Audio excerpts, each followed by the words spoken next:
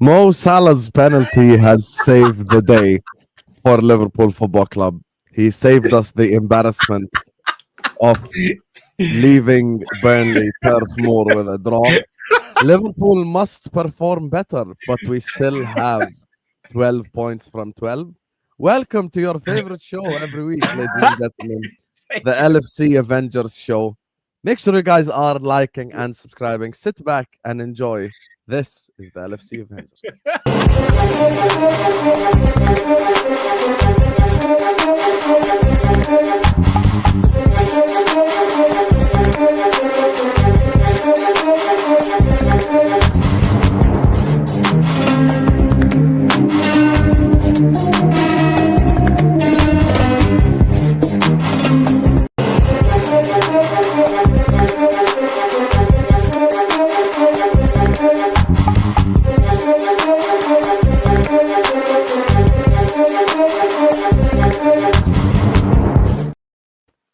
Hi, Thomas. Hello, mate. Well Hi. played. You're only 14 minutes late, but big up, brother. We appreciate it. Thank you for hopping on.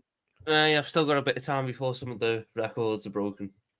I don't ever Wow. want you to break Callum's record. Wow! 51 minutes. Like that's the that, record. Tom. We can tell you've literally just woken up as well.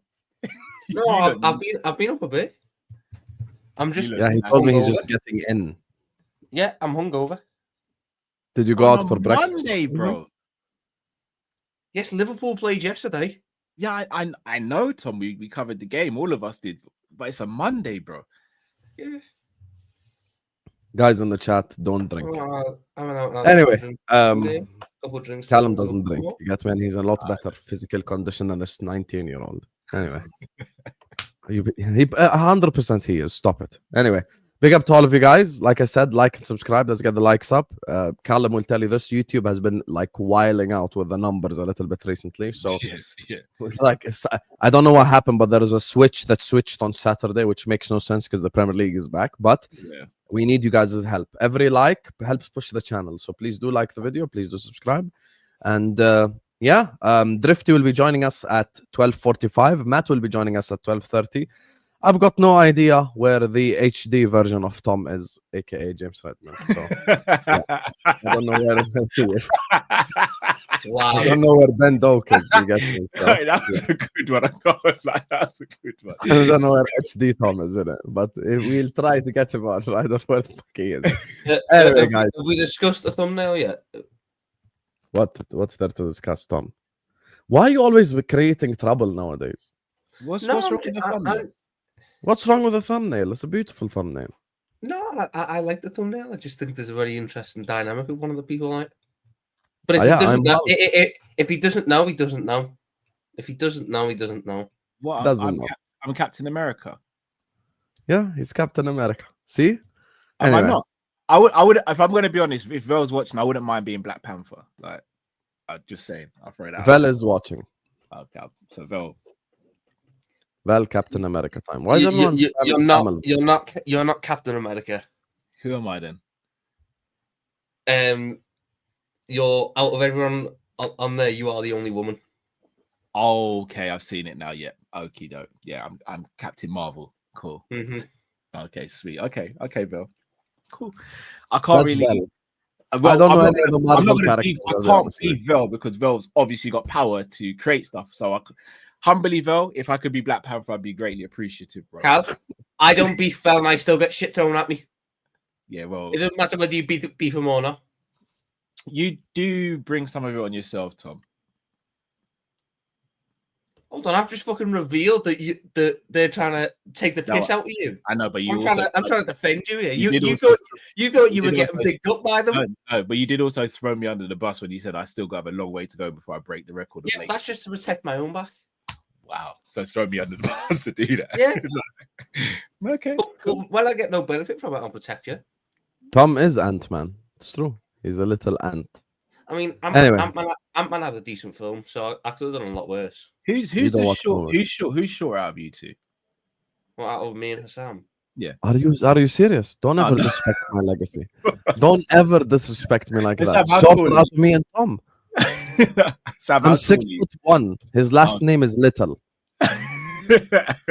Hassam's like slightly taller than me because I'm 6 foot. You're not 6 foot, Tom. You're not 6 foot. Yeah, I am. In a good day. No, you're not. You're 5'11". I've met you, Tom. You're not 6 foot, bro. In a good day. In a good day. I'm 6'1/6'2". Oh, I'm 6'1/6'2". Oh. No, but that's what I'm saying. I've stood next to you, Tom. You're not 6 foot. Yeah, that's why I said on a good day. How tall is Drifty? Just 5'11". How tall is Matt? Matt, I think, is 5'11" or 6 foot on the dot. You're the tallest one on Coppish? I would have never predicted that. Yeah. I thought Matt is taller. No. Matt looks taller because his shoulders are wider as well. I'm deceptively tall. Are you still at the gym? I haven't been gym recently, but I've been doing home workouts and I've been on the punching bag and kick bag and all that as well. Well done. Well done. I know, because you have to take care of your health when you turn 51. Big up to Ed who says Cali could be worse. This is true, to be fair. This is true. You could be like us. That's crazy. You know, so that is crazy. Could be a lot worse. 4 out of 4, 12 points, battered Burnley. Let the moaning begin. Here's the thing, Shawnee. I'll respond to this before we actually unpack the game. Here's the thing I want to explain to you, Shawnee. I have probably been, to your own surprise, probably the most positive Liverpool YouTuber on YouTube. I've been so positive, it's unbelievable. Even yesterday during the game, I was telling everyone to not panic. But you're going to have to address the fact that we beat Burnley with a penalty. It's reality. So we're going to have to address that reality and explain why did this happen? How to stop this from happening in the future. This is what's great about our fan base, Shawnee. We can't be the next Arsenal fans. We have to analyze performances and results. And speaking of, Callum, I'll start with you, Habib, because you're the first one here. Liverpool-Burnley game. We got saved by a penalty at the end. What do you make of it? A frustrating watch. I don't like the term. I know you're not doing it on purpose or to gaslight. I don't like the term save because I don't think there was anything fortunate about the penalty. I thought it was a stonewall penalty. And if that penalty had happened in the first 20 minutes of the game, no one would be saying it's a fortunate penalty. It was a blatant penalty. However, that being said, the play for the first 94 minutes, it wasn't good enough. We had opportunities. Kiesa's header. I think Frimpong should have shot first time when Rio put the ball across to him. So it's not like we didn't do anything. We attacked the whole game. We didn't stop attacking them. They came for a draw, or should I say they played for a draw. But there are concerns. The same concerns I had going into the season are the same concerns that are there. The problem, or not the problem, the thing that I'm happy about is that those concerns I have are small concerns. They're not big concerns. Like, I still think we win this league. I still think we win a domestic cup. And I think we go far in the Champions League as well.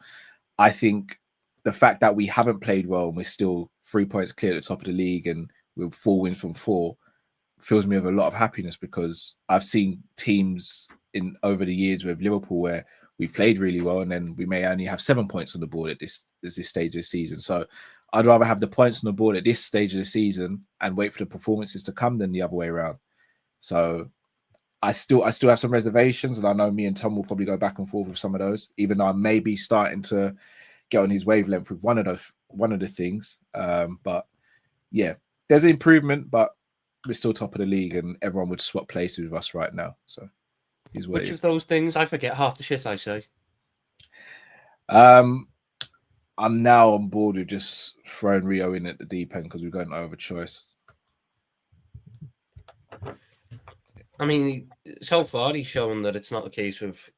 So far he's shown he'll swim if he's put in the situation. I do think he should have come on earlier yesterday.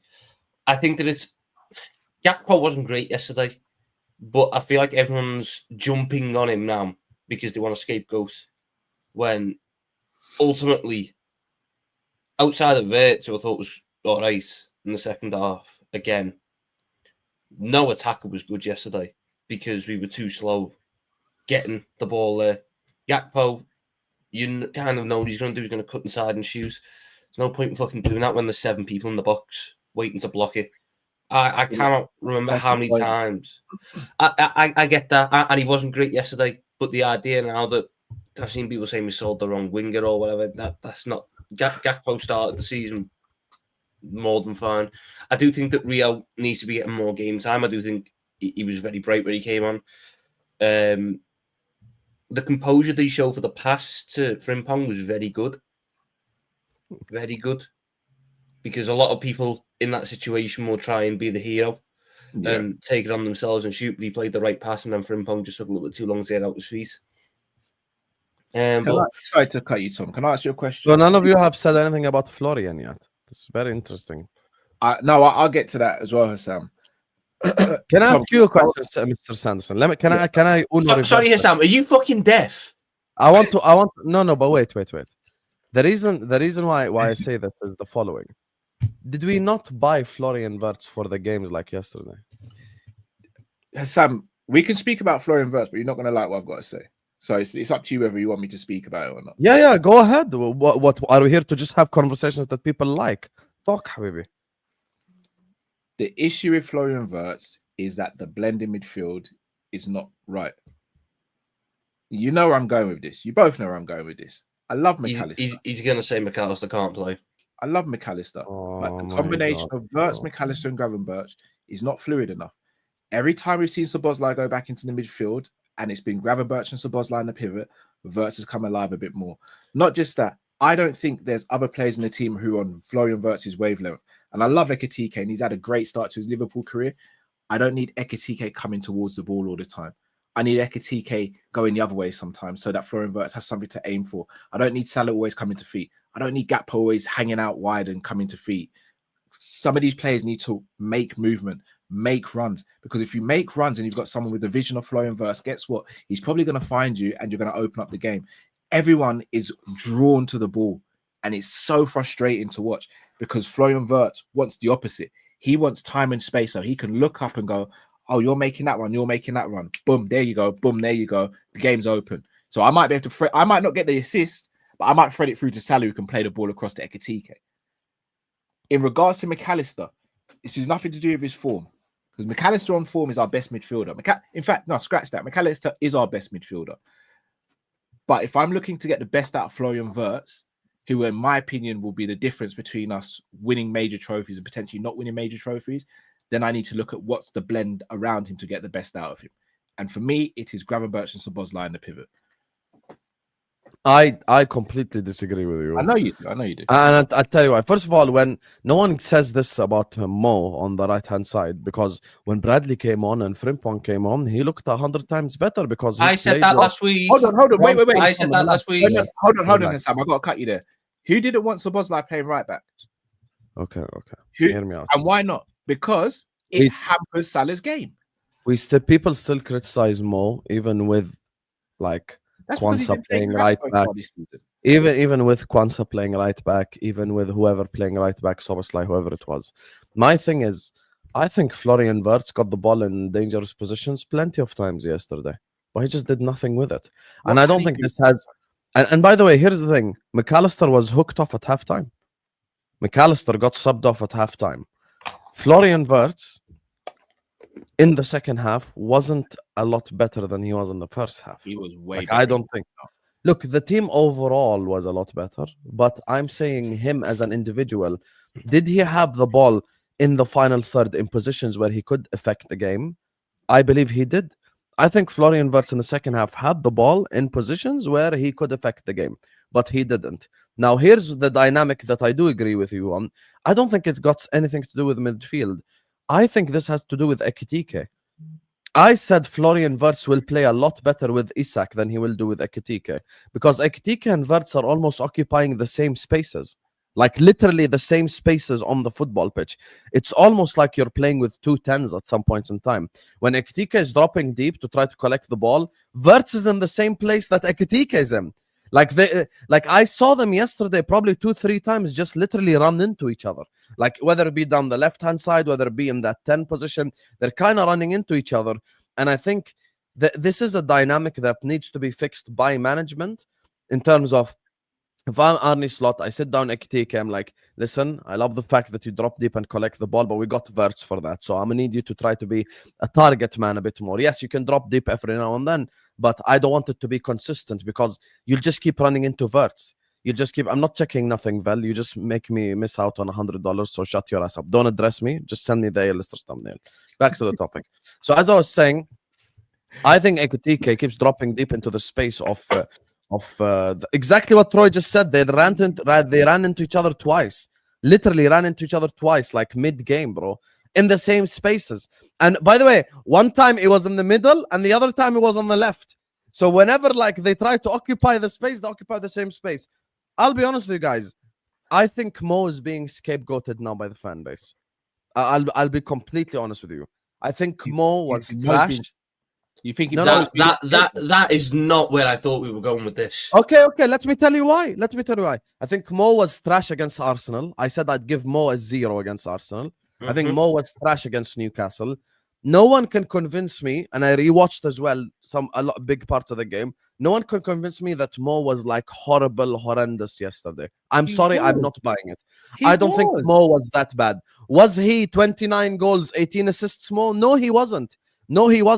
But yesterday, we can't pretend that he had a bad game. The reason why we spent 100 million... He had a good one. The reason why we spent 100 million on Florian Wirtz is to unlock low blocks like the one that... Name me one good thing apart from the penalty Salah did yesterday. Oh, you want to do that? Mister, I keep the same energy. When Bradley came on, Mo immediately played 100 times better. No, we didn't. Hold on. I'll ask the question again. Apart from the penalty, name me one good thing Salah did. All the overlapping passes. He found Wirtz in dangerous positions at the edge of the box. He found Szoboszlai in dangerous positions at the edge of the box. He had a lot of moments of interchanging play. Honestly, I will literally like, if you guys are, don't make me get petty. Yeah, but don't make me get petty. I will literally get you every single moment he did in the second half. Stop it. Go for it. But you're sitting there going, you guys are doing this versus the new toy. So no one wants to. No, because I'm just going to bring up your fucking hypocrisy. Because you're sitting there going, oh, Salah was really good with his interplay and his link up and his one-touch passing. Wirtz was fucking brilliant at that all game with whoever he needed it to be with. The problem is, which is where I agree with your statement, the players aren't on the wavelength of certain people at the minute. Wirtz wants to do this quick one-touch passing. Other players don't get that. When they get that, it will look a lot better. Mohamed Salah yesterday could not wait a pass to save his life. Every cross was overhit. Every cross was underhit. Every pass in behind for someone to run to didn't hit its target. So he didn't find Bradley in behind, and he didn't find Frimpong in behind 100 times. No, did he find Frimpong in behind? Frimpong got found in behind once. That's crazy. Salah was poor yesterday, Sam. Salah hasn't had a good game this season. I don't think he was poor. I think he was okay. Crystal Palace. The problem is you guys are black and white. It's either he was amazing or he was crap. There's no in the middle. Far from. I said he was okay. That's all I said. He wasn't okay though. He was poor outside the penalty. I disagree with that. For the Crystal Palace game, Salah was poor. The Bournemouth game, Salah was poor, barring the goal. For the Newcastle game, he was poor. Bournemouth wasn't bad. He wasn't bad against Bournemouth. Stop it. Sam, come on, man. He was poor in the game. So when you use the word poor is like having a very bad game. Poor is like Konate at Newcastle. Yes, Salah is having those sort of games. What are we doing here? So Gakpo's had a couple of those games. In my opinion. Arsenal at home, he was really bad. Yeah, and yesterday he was as well. I disagree. I don't think he was bad. So, all right. So yesterday, also we aren't even getting him into space to activate the game. By the way, that's another problem where Wirtz is also supposed to be doing stuff like this. Yes, but Mo this season, Mo last season averaged 2.6 shots. He's averaging 1 shot a game for the last. And that's his fault, bro, because he's not. His first touch is so bad that he can't get the ball out of his feet. The Arsenal game, Wirtz put on a plate from a couple of times. I praised Wirtz second half. What did I come here after second half against Arsenal and say? I said Florian Wirtz was amazing. No, but here's the thing, Husam. It's not just Salah, you know. Gakpo's been stinking out the gaff as well. But Salah is he got plenty of the ball in the Arsenal game. He didn't get that much of the ball in the Newcastle game. Yeah, and that's why I said he was poor in the Arsenal game. He got plenty of the ball yesterday and he didn't do anything with it. His crossing to the back post was awful. There was a time where he got played through and all he had to do is play it across with his right foot and he skies it out. Like, that's not Wirtz's fault. Like, I'm not even sitting there doing the whole, oh, Salah's done or get rid of. No, Salah's still the guy. Salah's still our best attacker. But I'm not going to sit here and act like he's playing well this season when he's not. Out of 10 this now season, you're changing the argument to Tierney. No, I'm not saying you said that, but I'm saying this season. Okay, because you're making it out like that's what I said. If I gave him a rating out of 10 this season, you're probably looking at about 4 out of 10 so far this season. Yeah, I agree with you. Now so what? I'm not saying anything crazy then. But are we here to talk about this whole season or the Burnley game? Listen, I don't know why you're looking at the Burnley game as like this thing where Salah 10. He didn't. He wasn't good against Burnley either. I think he was good. He stepped up in a big moment for us and didn't fucking sky his pen for once. But outside of that, there was nothing in the game. There was nothing in the game. When Chiesa was coming on, I sat there and went, if that's for Salah, I can't knock it. If that's for Salah, I can't knock it. Ekitike probably had more of a claim for being more involved in the game than Salah did. Now, for whatever reason, protecting all the new signings, basically. No, because Milos Kerkez was fucking dog shit. Yeah, Milos Kerkez was wank. That's an agenda because you have Robertson posters. No, hold on. Okay, right. So now we're just doing. I don't think Kerkez was dog shit. Tom, don't let him gaslight you. Husam, was Kerkez good yesterday before he got substituted? Yes. Class. Oh, Husam is this crazy guy. Oh my god, I don't know ball.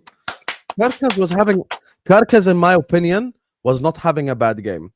Kerkez got hooked because of the yellow card. Let's not change the narrative. And then gave away a silly foul after it.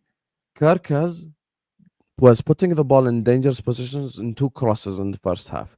Did he not cross the ball? Did he not cross the ball to Ekitike, which was cleared literally in the last second by the Burnley defender? So that didn't happen. We're going to ignore it. No, I think both of you need to go watch extended highlights of the game to remember all these moments. I've watched the game. Why was Kerkez subbed off? Because he was the liability defensively. Because we couldn't trust Milos Kerkez to not get himself sent off. He was subbed off because he's a liability. And why was he a liability? Because he makes stupid decisions. Like a flipping okay, dog. so he was on a yellow, and that's why he got subbed off. And because he made a silly tackle after it, so he was now looked at by the referee. You're making out Husam like Milos Kerkez was hard done by. Listen, it's his fault he was in that position. No. What I will say in regards to Kerkez is that I've actually watched back the game in totality, like the whole game, and I'm actually watching it again for something else for later. But anyway, in regards to Kerkez, he didn't have like the worst game that people are making out when you go back and watch the minutes that he had. However, I kind of understand where Tom and Kyle coming from, because he made silly errors that obviously led to that yellow card in the first place. So obviously you've got the one where he dived and he shouldn't have dived, and obviously when the one where he gives away the foul as well, when I think the ball got kicked out. And Kerkez actually climbs on the defender. Yeah. Climbs on the defender and then obviously gets the yellow. Now, I'll be real. There's a lot of things though that I feel like are almost causing issues for Kerkez. But some of his decision making has been iffy, if I'm being honest. And I'm a big fan of Kerkez. But there's different Kerkezes that I'm seeing at Liverpool. We've only seen flashes of the Bournemouth Kerkez when he's actually allowed to overlap. But more times than not, he's actually inverting. And he's in some weird number 10 spot like Sobo. And it's kind of weird positioning for me anyway. And with Kerkez again, yes, he can be a little bit rash, but I don't think he was a liability like what Husam was saying, like in terms of like, oh, they're going down the flank a bit like. Well, Husam was saying, I never said he was a liability. I'll say no. I said it yesterday. I said it yesterday. Yeah, Tom, if you go back and watch the game, it's not like they were going down the flank and like Kerkez is just giving away fouls or like, do you see what I mean? It weren't like that. It was actually more so when we was on the ball and he was making like the wrong decision. So for 81% of the game, he was a liability. In the same way, because that's how much possession we had. People aren't gonna like what I'm gonna say. Yesterday was the game that we bought Mark. Yesterday was the kind of game we were buying Mark Gahey for. Watching Konate try and pass through a low block was horrendous. He was good defensively, but I thought his passing was horrendous. Too many times he's making the incorrect decision. My God. Oh my God! Too many I've just times gone back making and watched the game. decisions. Hear He me out, hear me bought out, hear me out. £100 This is why I million don't like- these number 10 narratives, yeah, need so to we can stop have a as well. centre back play through the lines. These That's what narratives, you do. these That's what you narratives do. need to stop as well. Wait a second. We've had like nearly 80, Everyone in just fact, yeah, kissing 80% Vert's ass, possession, basically. yeah. 80% possession. Now there was a couple of times where I felt Konate could have maybe done a more of a riskier pass, but it's risky. You lose the ball, you're getting countered, yeah. But it's If you're gonna- risky for Konate to No, do no, it. no, no, no, it's not, because even It if is. you watch the way how Virgil making. Was Virgil making? This is what I was gonna say. Defense. You see, Virgil was making passes, but Virgil not was like getting that. it through the lines better, yeah. No, I didn't. No, you just Not said consistently, bro. this. No, so the problem. Hold on, no, because Okay, I don't here we even go. want to get annoyed here, but I'm gonna get annoyed because this is another thing as well, Cal. That's crazy. This is what It's Tom's not saying crazy as well. though, is it? It's not crazy. One of But the I can't goals- finish the point. No, let me finish my point, then you can land, and I won't say nothing. You're quick to have a go at Konate, but do you know what's so crazy? The one big chance that actually they had, Virgil tried to play a clever pass, overpassed it to McAllister, who stretched. They went on their counter down the right hand side, put it back into the middle, and the person played a shot that just went over the bar. If that was Konate, everyone's getting mad. But because it's Virgil, it's okay. So Tom, please remember the game that you were watching. That's zero fucking relevance to the point I'm making, though. I don't care about a pass. No, it doesn't. Bro. It doesn't. Because I'm not talking about. Okay, so- No, it does. Oh my God, it doesn't. Because I'm not saying that Okay, Ibrahim so- Konate's passing was putting us in trouble defensively. I'm not saying his passing was constantly going to their attackers. I'm saying that in the point in the game where we were sitting on the ball so dominant and we're going between centre back to centre back, Gravenberch was occasionally dropping in, but you got Konate pushing dead high up on the right and Van Dijk pushing dead high up on the left, trying to pen them in, and we're getting it to Konate in the way that Van Dijk was able at the times where there was movement to push the ball into Vert, to push the ball into Gakpo, to get it done with pace. Now, what they've done afterwards, that's on them. None of them were very good yesterday, but Konate didn't even do that. Konate at times was trying to play this weird sort of over-the-top ball that goes in between both Szoboszlai and Salah, or in between both Bradley and Salah. Neither of them can really get to it. The defenders get onto it and they go straight back to us. There wasn't the same impetus behind it. Mark Gahey, that's what he excels at. Mark Gahey is one of the best passers from centre-back. These are the games that we were after him for. Defensively, I can't fault Konate, but in games where you have 80% possession, I look for more from my centre-backs, and his passing isn't there. So I don't think I'm crazy for saying that. Hold on, Husam, Okay, listen, we all know.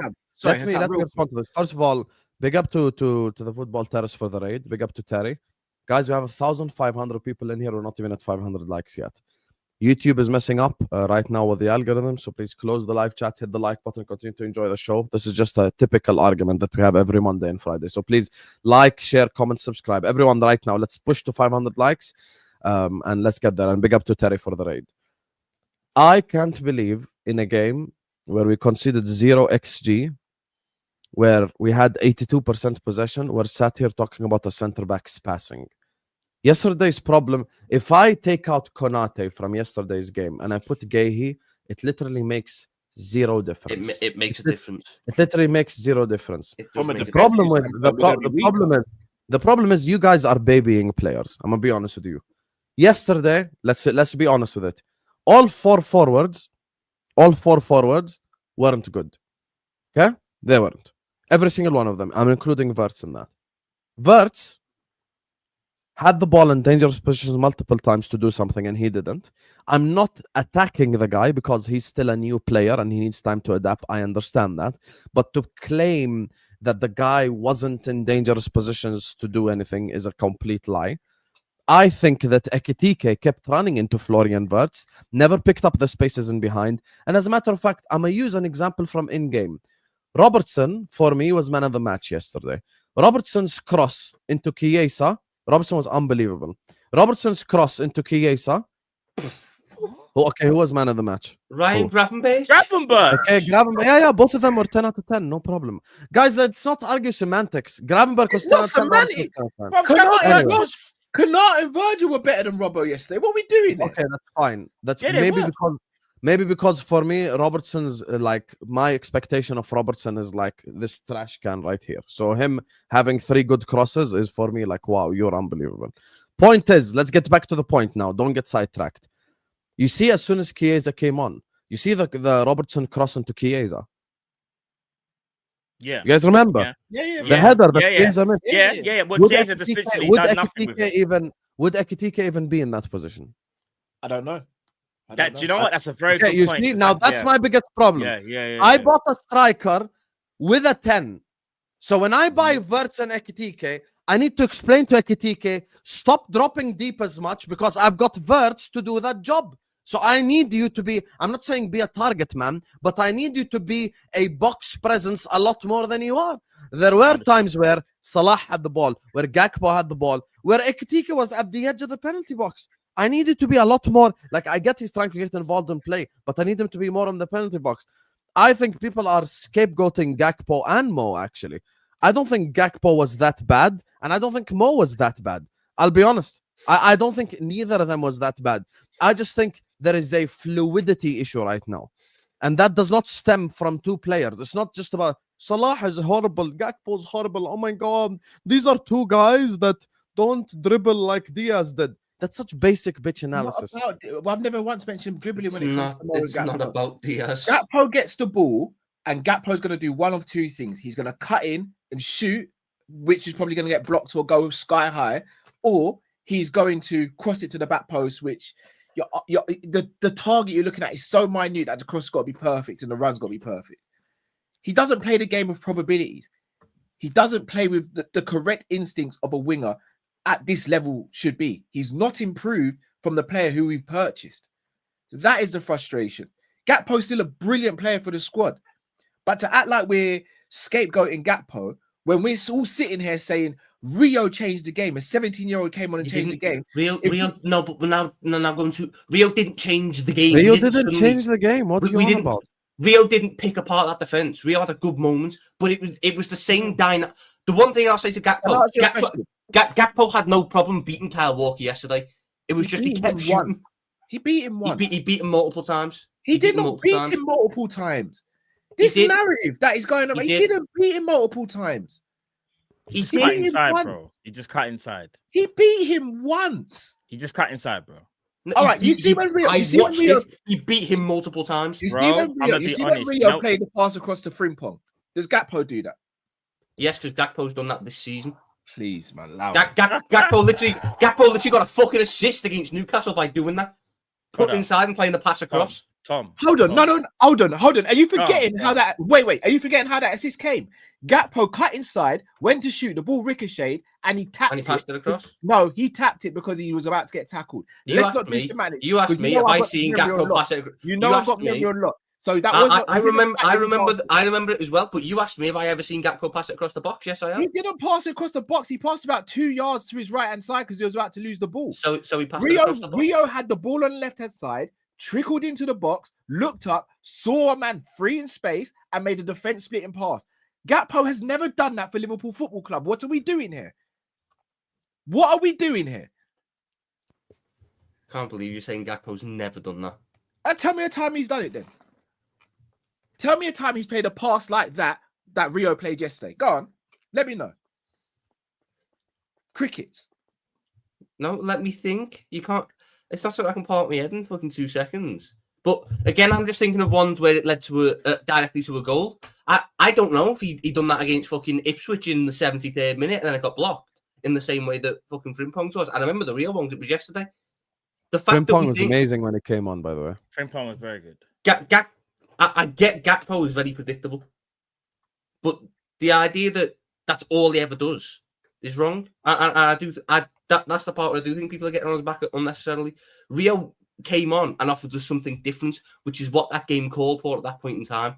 But it wasn't like Rio came on and that's the reason we won the game. Rio did not win us the game. Gakpo has 3 moves. This is not me trying to crap on Gakpo. Gakpo has 3 moves. And tell me if I'm wrong here.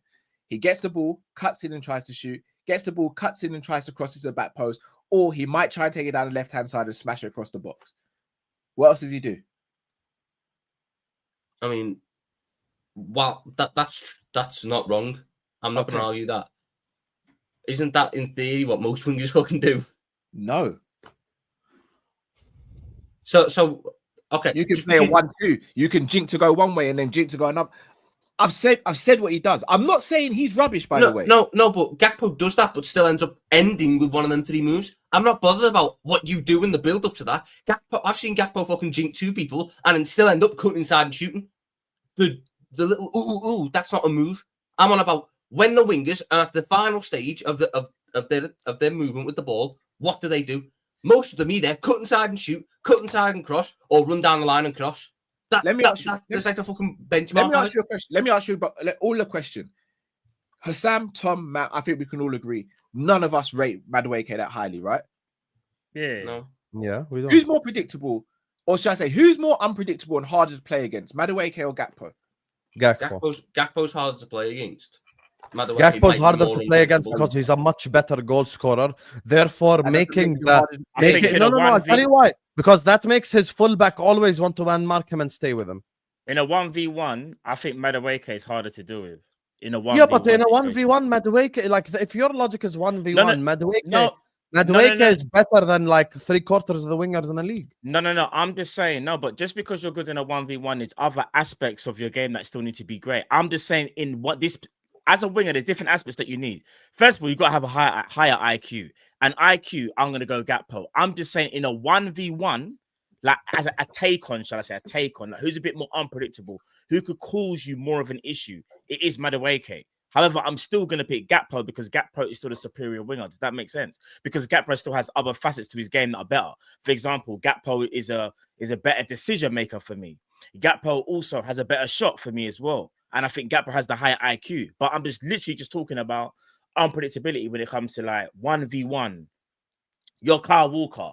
You ask Kyle Walker who he'd rather play up against, he'll probably say Gakpo because he kind of knows that with Gakpo, he's probably going to go inside. He's not really going to go byline. Whereas Madueke, like, you're not too sure. Do, though, that's not the big thing. Just because you know what someone's going to do. Everyone knew what Robin was going to do. They couldn't stop it. You know what Gakpo's going to do. Do you know how annoying it is when I hear stuff like, oh, you know what Salah's going to do, you know what Messi's going to do, you know what Robin's going to do. Three of the best wingers of all time, and we're comparing this to, because Gakpo's predictable, then you're going to throw the umbrella over all of them.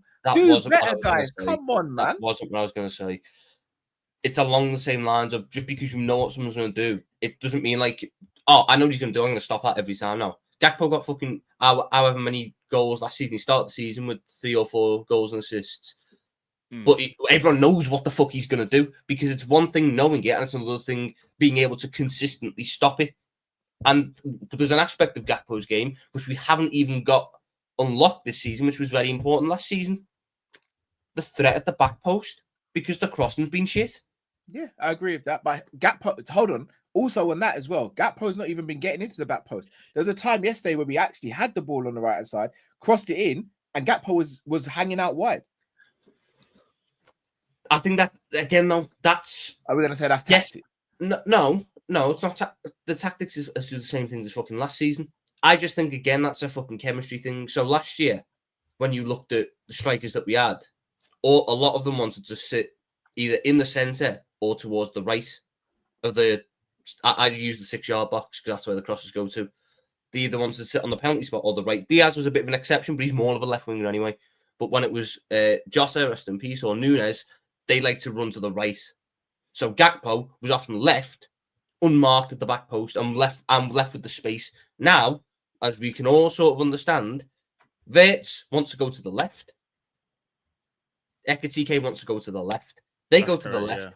Gakpo also can't sit there and stand at the fucking back post. So until those two learn to go in the middle or to the right when the ball's on the right-hand side, Gakpo has to stay wide because his area is blocked off by people being there. That's why I think that Isak, who is naturally someone who wants to be all around the box, might open that aspect up again. Isak drifts to the left as well. This notion that Wirtz does all of his work over to on the left. Wirtz was in central areas and even closer to Mo. How is that? All right. I've got something I'm going to show. Husam, can you excuses made for somebody. Husam, no. Wait. He's got a point, Carl. He actually has a point. Look, I'll just done this now. Husam, can you share the screen, please? Can you share the screen? I just done something quickly. I was trying to find it. Look at this here, yeah. That like I don't know if you guys can see. Hold on. Where's my cursor? There, as you lot can see, yeah. McAllister has the ball. To Tom's point, yeah. Look where Ekatike is. Look where Verts is, and look where Kirkes is, and look at the space that's in the middle that's been vacated. Are you lot telling me that's not an issue? Now this is just one. This is 3 minutes into the game. There's other things that I've clipped up here that I'm going to show later, yeah. But to my point again, Kirkes in this number 10 spot don't make sense to me. Ekatike, I understand you're dropping deep. But if you're dropping deep, yeah, Verts then has to pivot away and go to where the space is being vacated. Look where Salah is and look where Szoboszlai is. Well, Salah's holding wide. But no. But really and truly, Cal, in that instance, as I'll be honest with you, it's not a big issue. But I would have swapped Salah and Szoboszlai in this moment because you want Salah closer to goal in this moment. If something was to happen, you want your striker with a striker's instinct to run in on goal in case anything happens. Let's say the ball gets played to Verts, Verts spins, and he plays a ball like, I don't know, into the central area. You want Salah to run in there and get the tap in. What I'm saying is, and to Tom's point, this is why I will say Tom is right, yeah. In this particular thing, everyone is drawing to the left. Gakpo has no space, bro. So that's one thing I will say.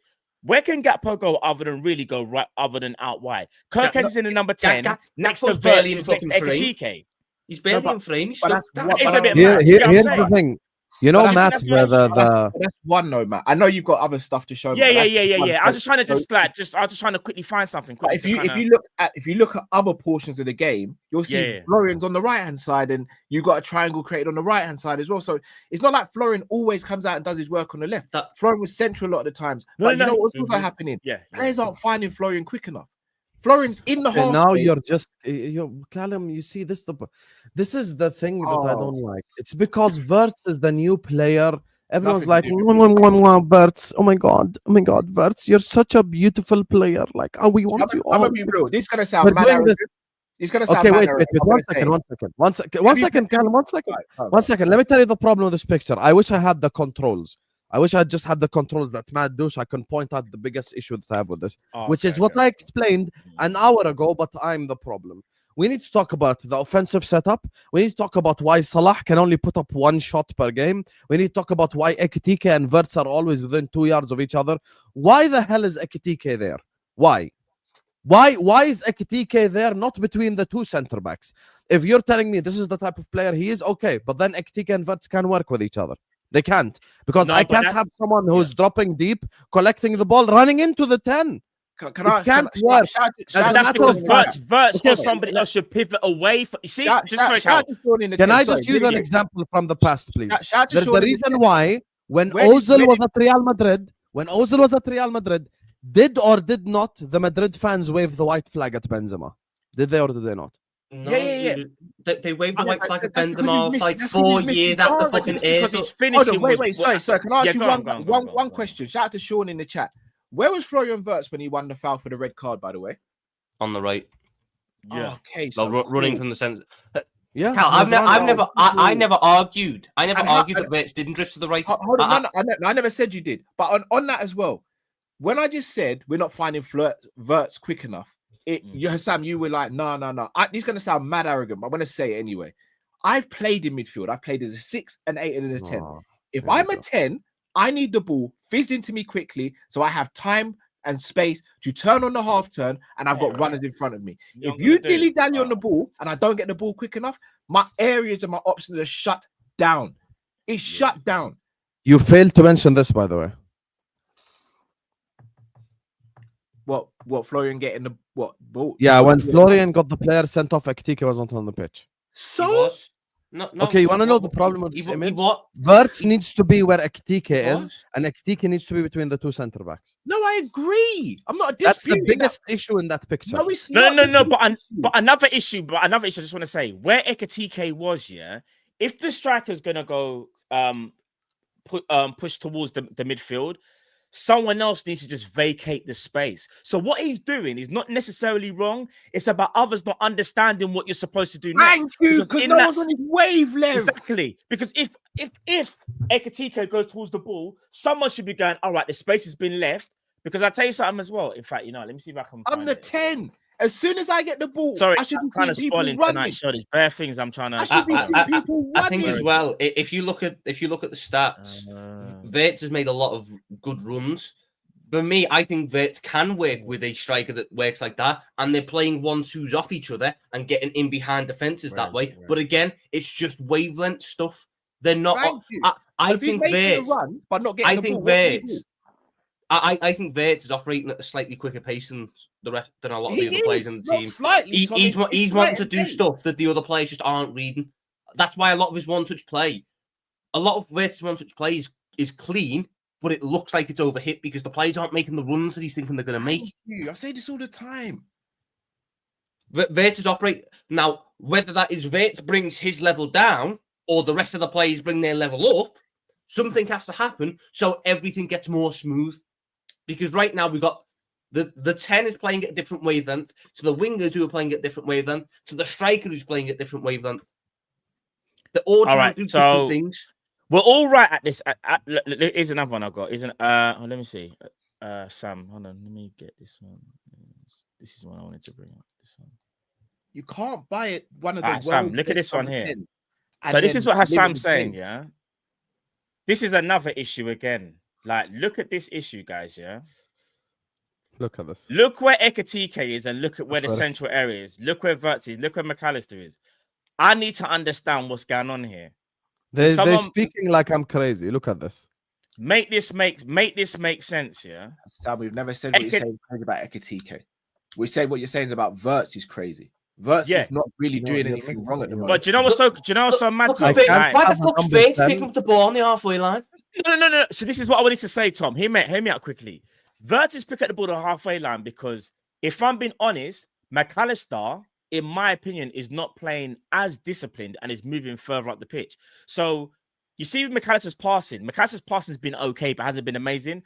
I feel like Wirtz feels like he has to get the ball and start making things happen. So you know when like you're thinking, I need to get on the ball, make something happen. That's what Wirtz is trying to do. So that's why it's freeing up McAllister to go forward. However, I still think it's wrong because however, I think it's wrong. I don't want to see Wirtz collect the ball from there. He should need to go and get the ball from there because that's phase 2 of build-up. Florian Wirtz is supposed to be the killer of moves or supposed to get that assist and maybe get that goal. I'm not trying to say he can't get involved in the game, but there is a bit of an issue that Florian Wirtz has to keep thinking he has to go that far deep to go and pick up the ball and make something happen. I think that's a bit of an issue, in my opinion, anyway. But McAllister's not an issue.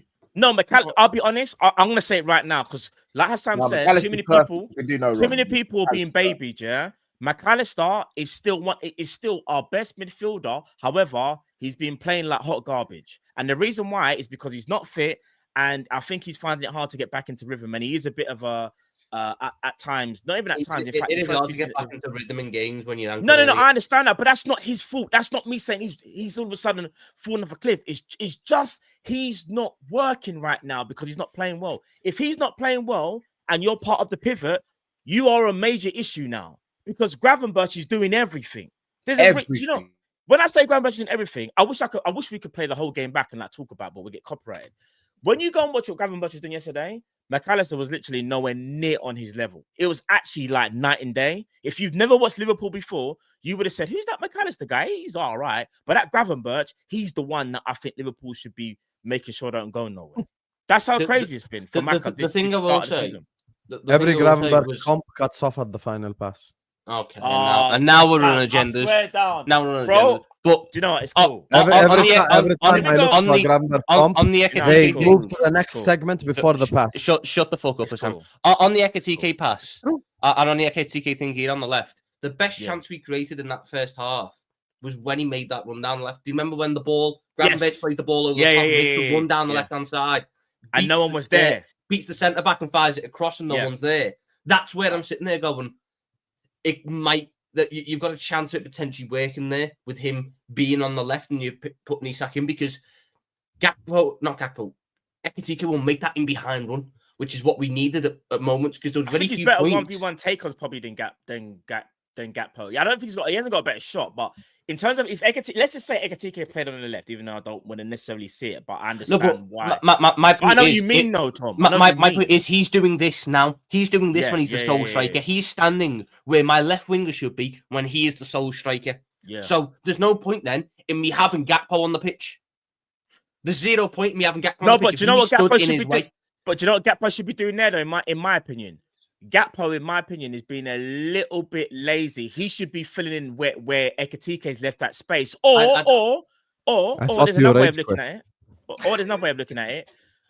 Florian Wirtz shouldn't really go towards the ball. It should be McAllister, and then you've got Wirtz pushing up towards. Because my issue is this: if players want to leave space for due to them wanting to go and get the ball, or they want to go to their favorite side, I haven't got too much of an issue with it.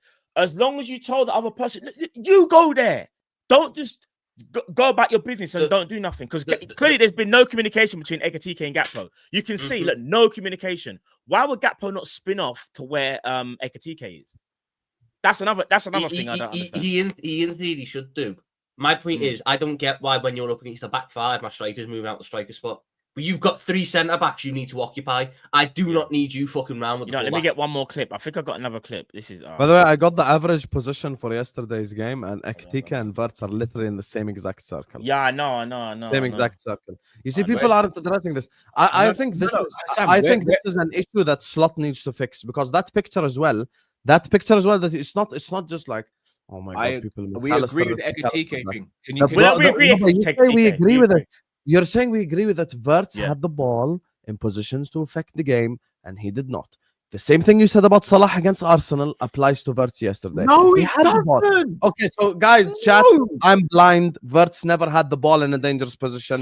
He never had the ball. Whole game, he never had the ball in a dangerous position. Never had it in the final third. Couldn't do anything. It's correct. I'll tell you why you've just proven my point right. I'll tell you why I've just proven my point right. Because if Wirtz and Ekatike are in the same space, when Wirtz gets the ball and turns, who the F is he passing it to?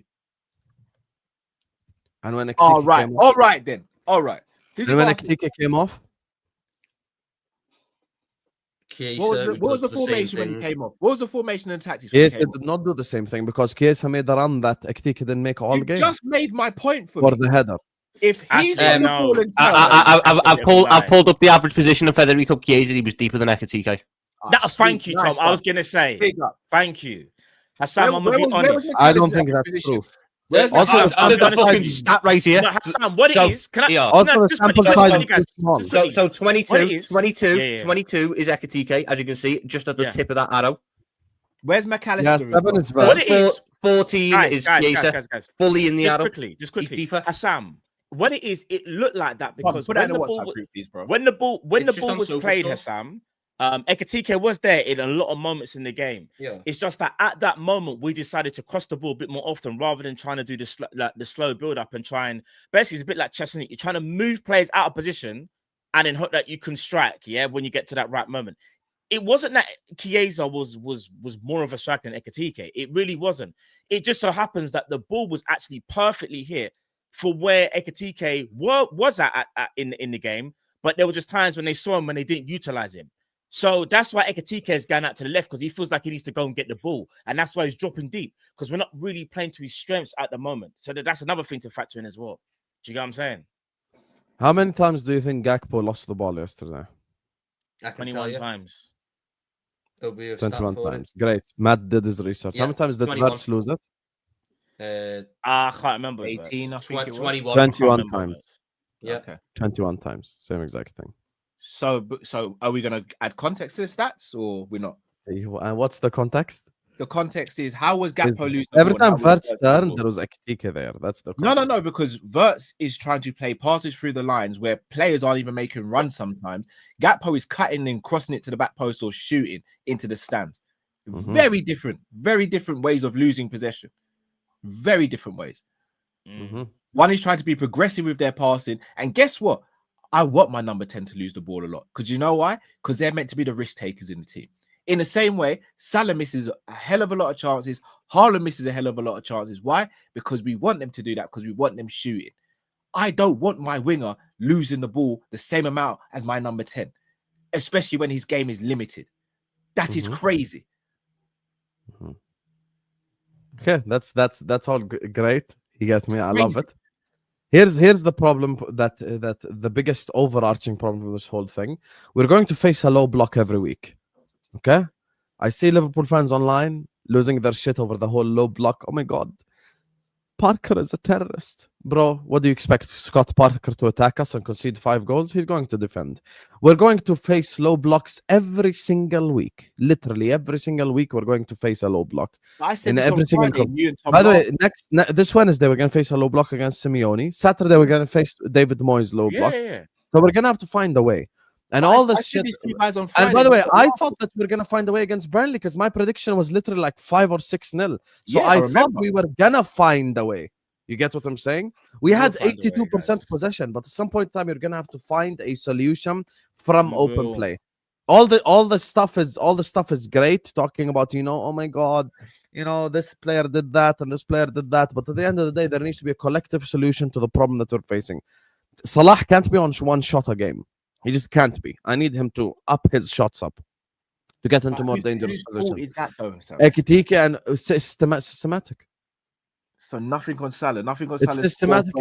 You keep saying nothing on him like I'm defending him. I said he was a 0 against Arsenal, Callum, and I said he was a 0 against Newcastle, Callum.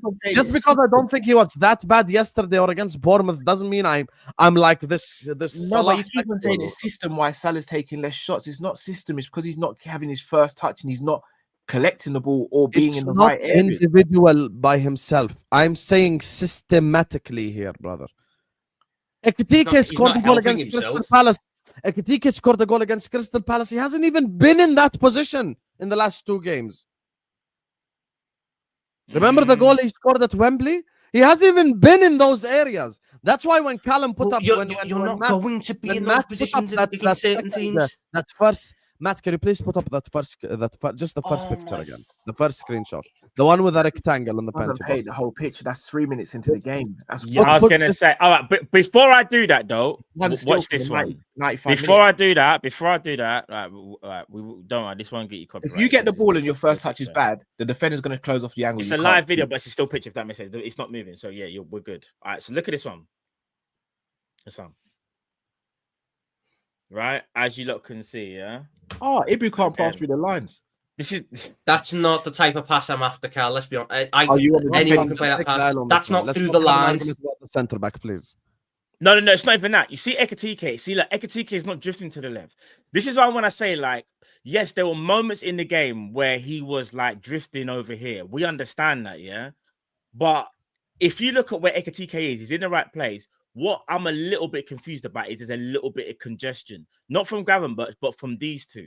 And I remember someone making a comment about can these two play together. I think they can, but I think they just need to get used to McAllister obviously being in our midfield last year. Be there. This is what Max shouldn't be there. Florian should be there. If anything, McAllister should be somewhere near here. Played, please? Oh no, wait, hold on, wait. Where's Gakpo in this? He's right on the touchline out left. Gakpo is off the picture. Sweet, exactly. Also, Gakpo, by the way, Gakpo's positioning is ass in this one. I guess he's trying to hold the width, but in the same breath of the fullback here make no sense because all game they're supposed to be in that final line. No, I agree. Gakpo's out wide to push Kirk forward, and Kirk isn't there. Soboslai. That's Soboslai being out wide. Let's say no, go back. But I was I'm trying not to get us copyrighted, bro. No, what happened? I was the agenda guy. No, he's trying to point score on the fact Gravenberch. No, I'm not point scoring. Don't say I'm point scoring. Don't change. Do not change the narrative because you got caught out. Like I said, every Gravenberch comp ends at the pass. Like I said, Gravenberch literally shot it at a guy 2 yards from him. Anyway, just so your boy isn't embarrassed, Matt. Forget going back to that moment. Can you please just bring up the first picture? You went in the first picture. Yes. Please bring up the first picture. Just the first picture with the rectangle. Yeah. I'm the crazy guy always. Gravenberch shot it at someone from 2 yards out, by the way. Everyone's in the correct position. Gravenberch, pow, into someone from 2 yards out. We've just established that no one's in the fucking position. Hassan, you can't do that because you can't acknowledge Gravenberch to improve his passing. You're completely an agenda merchant. I never said he can't improve his passing, but acting like he's a crap passer is crazy. Gravenberch is a good passer. He's a But good passer of McAllister, the ball. He's you a know what, 7 out of you know Gravenberch what at it's so- best is an average passer. At No, best. no, He's we're a not going to 7 do that. out I of tell 10 for passing. Do you know what He's it a is? 7 out of 10. Gravenberch is a good passer. McAllister is a better passer. It's okay to say that. You don't need to like push someone down to make someone else look better. We know McAllister is the best passer in our midfielders, but that doesn't make Gravenberch crap though. Bro, to play the number 6 role, Sam, let me say something quickly. For you to play the number 6, in my opinion, your passing has to be of a certain level anyway, unless you're one of the lower teams, because you have to be able to get us on the go, not just the Gravenberch turn. If you go and watch Grav when he turns, he does make the right decision a lot of the times as well. Do you get what I'm trying to say? His But his passing is 7 out of 10. Anyway, Passing cool. 7 out of 10. Can Hassan, you please I've load got up the first picture before we do super and move on? Just the first picture, please. Yeah, cool. Got it. There we go. Got it. Okay. There we go. This one right here. What needs to change in this picture, in my opinion? What needs to change in this picture is Florian Wirtz need to be where Ekitike is. Ekitike needs to be between the two center backs. I need Mo to be where Soboslai is. I need Soboslai to be where Mo is. I completely agree. Yeah, I agree. Bro, this is my I issue with disagree this on the moment. point, but the rest, This is Tom, can I talk? You keep interrupting my train of thought. so those two were you allowed to lean say back their and bit. get angry. Let me speak, please, my because I'm God. trying to explain something. So first of all, like I said, I'm gonna start all over because you fucked up my train of thought. I need Wirtz to be where Ekitike is. I need Ekitike to be between those two center backs. I need Mo to be where Soboslai is. I need Soboslai to be where Mo is. This is something that I want Arne Slot to fix, because when 4 people are not in the correct position, there is a systematic issue. Liverpool Football Club are one of the sexiest, most entertaining football clubs to watch last season. We need to go back to the way that we used to move offensively, from an offensive perspective, where everyone is in the correct position. I think Slot can fix this, but everyone is just in the wrong place. So this right here, McAllister. Unlike the other guy, I don't cut off the McAllister comp before the pass. So McAllister now plays the pass into Ekitike. If he plays the pass into Ekitike, Ekitike runs into Wirtz. If I play the pass into Wirtz, Wirtz runs into Ekitike. If they don't run into each other, his passing options is either back to Konate, or a long ball to Salah, or a pass in behind into Kirkus. The options are limited. So that's why I want the manager to work it out. Now, here is the difference that, you get me, or a man will do. If I take Ekitike out of this team and I put Isak in it, I think Wirtz immediately becomes a lot better, because Isak will immediately be in the space between the two center backs. He will have the Burnley center backs shitting themselves, essentially, which will create space, therefore, for Gakpo, and create space for Salah, and create space for Wirtz.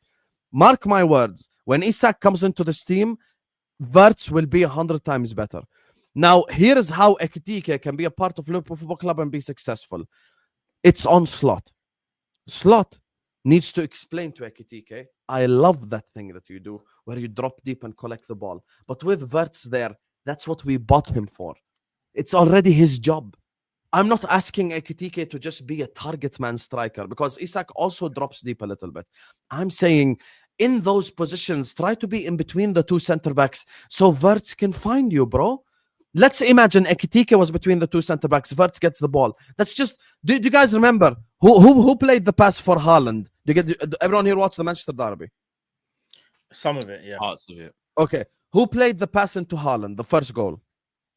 The first goal. I think I missed the first goal. Foden, maybe. I don't know. Yeah. Haaland was in the same exact area that I said. You see the rectangle area? Haaland was in that area.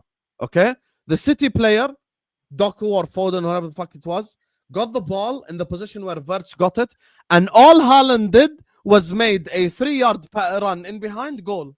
That's what I'm saying. You get me? Okay, so but Ekitike is not Haaland. So Like I don't. I get what you're. I get your point, and I don't disagree with large parts, especially the Isak point. But the whole thing of, there is still a world where there is still going to be moments where we need the Ekitike dropping in bit, especially because it will help us break down some stubborn defenses, because he can drop in and play quick 1-2s with someone, which is the quickest way to get through a defense. The problem is him and Wirtz are operating on different wavelengths, and those two are operating on different wavelengths of the fucking wingers. That's why so many times in those games, Wirtz, Ekatike, or Gakpo were creating the big chances. No one was making the runs. No one was making the runs to be on the end of it. So Husam, did you not just prove the point that I said at the beginning? Then how's Wirtz meant to collect the ball and play it to someone who's not in front of him? He's just because Wirtz did get the position in dangerous areas. I'm expecting better from him in terms of a pass, in terms of finding someone in space, or hell, even in terms of a long shot. There's no one in front of him, Sam. There's no one in front of him. So all he's gonna do is get the ball and pass it sideways to Gakpo, who's gonna cut back in, or pass it sideways to Mo. 2 minutes and 58. Oh. We'll see. We'll see what happens when Isak is in. No, I agree. The level go up with Isak, but again, what I will say, Ekatike also has to be smart enough to use his in-game intelligence to know when to drop in between the centre backs and when to come short as well. So Slot cannot be literally speaking to him throughout the whole game, telling him where to stand or where to be, because he's got another. No, I understand, but that's why Slot has to change this tactically on the training pitch, basically. The thing that I think Slot has to change tactically is the fullback situation. I don't want the underlapping runs. So Szoboszlai can't be playing fullback. He's not a liability there defensively. He's all right defensively. We don't look worse than defensively. But in that first half, especially, he just stands there. He just stands in that fucking half space. Not really showing for the ball, not really making the runs. When Bradley comes on, or when Frimpong comes on, and you get a fullback in a fullback's position, everything looks a little bit more fluid. The one part that I disagree on is the Salah position. Salah needs to stay wide, because that's how Salah is able to build up his head of steam and get into positions that he was getting into last season, where he takes a couple touches, gets himself on the edge of the box, and then can either play a pass, play across, cut inside and shoot. That's the positions you want Salah to be in. The problem is we're not getting the ball out to the right quick enough, because the only guy who can play the ball out to the right is Van Dijk. The only other guy we've got is Szoboszlai, who in the last 2 games has been stuck on the right. So he can't be on the left to play the ball over to the right. Shall I tell you what it is, Tom? I'm just going to say it. People are happy with Szoboszlai at right back because they don't want to see one of Mac or Grav get dropped. So it's a get out of jail free card. Now we've got both our fullbacks back. A decision has to be made, and people don't want to make that decision. We'll see Slot make the decision. I know I've made my decision. I think the decision is kind of obvious and it's quite glaring. It is obvious, but people don't want to say it. Because he played so well last season. Shall I tell you what it is? Because something worked last season, everyone goes, oh, well, it worked last season, so let's do it this season again. No. Just because something worked last season might not work this season. Let's change things. Let's just change things. And let's see what happens from it. This notion that players can't be dropped. We've got a squad for a reason, right? We all believe we have one of the best squads in Europe for a reason. But we want to just stick to the same 11 players. Do me a favor, man. No, I agree. I think you can only have that. Someone's not working in the system. If it's Wirtz, if I think Wirtz isn't working in the system, I'm dropping Wirtz. I'm dropping Wirtz. If we're playing McAllister, Szoboszlai's got to play in a 10. If you're playing Wirtz in a 10, Szoboszlai's got to play in a pivot. Pick your poison. I don't really care. I think Jones. I think we missed Jones a little bit yesterday as well, because he's someone who works quite well with Wirtz in terms of not getting in the same spaces. That's true. Yeah, that's a good shot, to be fair. I did say we missed him yesterday. Because that's where McAllister likes to operate. But you know what? But we see McAllister again. It's just I need people to make sure they understand this. This is no witch hunt on McAllister. He's still our best midfielder. He's just not in good form, and it's okay to say that he's not playing well. He's the one who suffered most in pre-season because he. No, he's suffered most in pre-season because he never got the sessions that the others have had where they've got exactly. He came late to pre-season. And trying to build up fitness. And right now the league has already started. So he's playing. The thing is, you guys are talking about it like McAllister last season and the year before didn't start well. This is what he does. No. But Hassan, let me land quickly. He went and played against Ecuador. I watched the game. Brother was laboring, and I understand he's not playing well. He's not match fit. So if he's not match fit, it would have made more sense, in my opinion, to play Dominic Szoboszlai and Gravenberch in the pivot, and you play Conor Bradley to start. When he gets tired, you play Frimpong. You got 2 right backs on the bench. You could have easily, probably, or more likely, played one for 60 and one for 30, or one for 45, the other one for 45. We got 2 right backs that are now available now. McAllister is amazing, bro. I'm one of his biggest supporters. I'm just saying, if a man is that bad, I watch Kopish. You Carl, and Callum Carl, are not speak his to him. biggest fans. Carl, I speak watched to him, it. please. Carl, speak to him. No, there is no Cal speak to Carl, him. I speak watched to him. it. No. Shall I Carl, bring speak up to the him. clip? Shall I bring Carl, up the clip? Who was? Matt was Go the on. first one on our What channel. do you think is going to be underperforming this season? Say it with me on three. You know, I ain't Say gonna it say with me on nothing. three. I ain't 1, gonna say 2, nothing. 3. McAllister. I ain't gonna say And guess nothing. what? On 1, 2, 3, who's been proven right? Cal and Matt. Because it's No. happening. Yes, No. it is. No. Who's been the worst out of the midfielders so far this season? It's a very But easy. you It's a said very you easy. said in the whole team. You didn't say in the midfield. Who's been all right? Who's been one of our worst players this He's gonna season? try. Yeah, go on. He's trying. I know what Go he's trying on. to do. Go on. In the whole team. Yeah, go on. Konate. Konate's been better than McAllister. What are we doing? No, No, that's he a knows lie. what he's Konate's just doing. put out He knows what 9 he's out of doing. He 10 knows what he's doing. performances. What are Hassam we knows doing? what he's doing. Hassam You knows. know what what he's you're doing. doing. Before I read these super chats, He guys, just don't want to always say remember- McAllister. Of course he let does. me just read these super chats before we move on. Talk about the Atletico game. Before I read the super chats, guys, remember every Gravenberg good moment it ends at the pass. Let me read these super Where chats, it guys. should, because he's the DM. Big up to Omar says there's also an element Verts, Gakpo, Ekitike need to pass, is what Omar is saying. Are we saying Verts doesn't pass?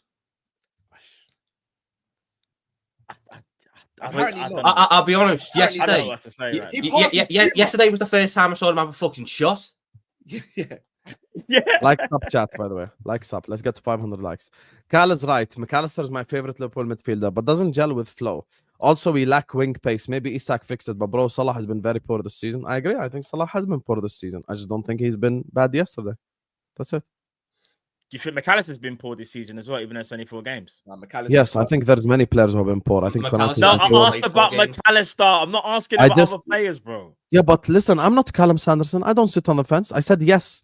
You My are sitting first, the You are first sitting on the word, the first word to my answer was yes. So you asked, was McAllister poor? I said yes. So Who's how been am I better? not Hold giving on, an wait, answer? wait. All right, Let's wait, see- wait, hold wait, on, hold on, Matt. I want to see if wait, you sit on the fence. Who's been better this season, Konate or McAllister? Don't get splinters, bro. Just answer. Probably Konate, because Konate had a good game against Probably. Burnley. Probably. Do me. So Konate wasn't ass in the 3 games before that? We're He gonna wasn't- lie? in the Crystal Palace game, he was excellent. In the flipping Arsenal game, he was excellent, and in the Burnley game, he was excellent. Name me a game this season McAllister's been excellent. None, Don't worry, because he I'll hasn't played. Name me a game where McAllister's been good this season. Don't worry, None, I'll because wait. he hasn't played enough. He was all right Hasn't against played. He was all right against Bournemouth. Who He was all right McAllister? against Bournemouth. Yeah. What you mean? Hold on. What the He first wa- he game? wa- Actually, wasn't when good. McAllister He came wasn't off, we good, he was conceded all right. 2 goals. He was I'd all have you right. remember. Oh, what the individual errors that we made when Soberslide lost one of the lost possession? McAllister Oh, wasn't man. on the pitch then. McAllister wasn't on the pitch then. Don't embarrass yourself. McAllister wasn't on the pitch. Don't get me wrong. McAllister was- Individual errors, Hassam. It's got nothing to do with McAllister. You're embarrassing yourself because you can't remember. The Yeah, goal. I know. Soboslai made an individual mistake So how is that got twice. by the way. individual error, bro?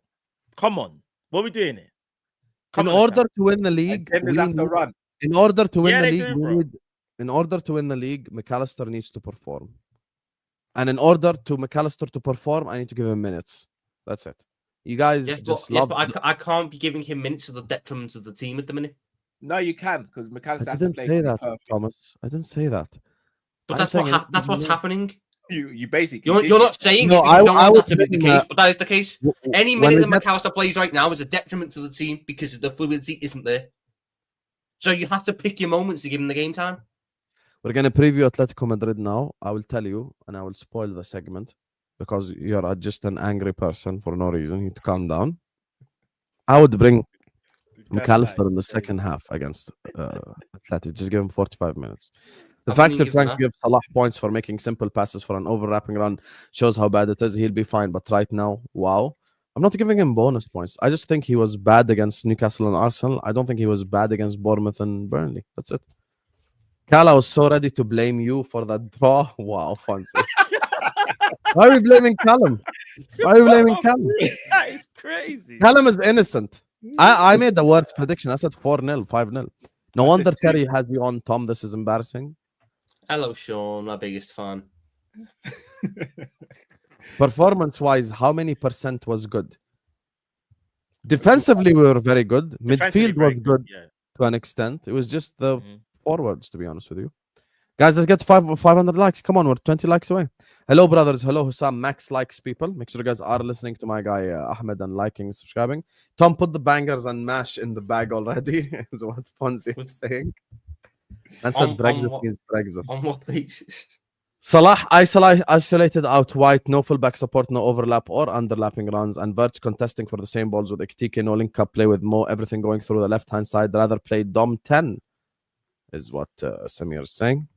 The same Dom that everyone moaned at now wants to play Dom in the 10. No, they want to bring it back to the number. No, I don't want to play Dom in the 10. I want to play. I don't want to see Dom in the 10. You don't need just because something's not working doesn't mean to say we need to go back to what wasn't working. Well, what was working, but we wanted to change also. The only way this is going to work is if they figure it out on the pitch. We can't just sit there and go, "It's not working right. I'm not playing." Exactly. You got to give them time. It's 4 games in. It's an easy fix.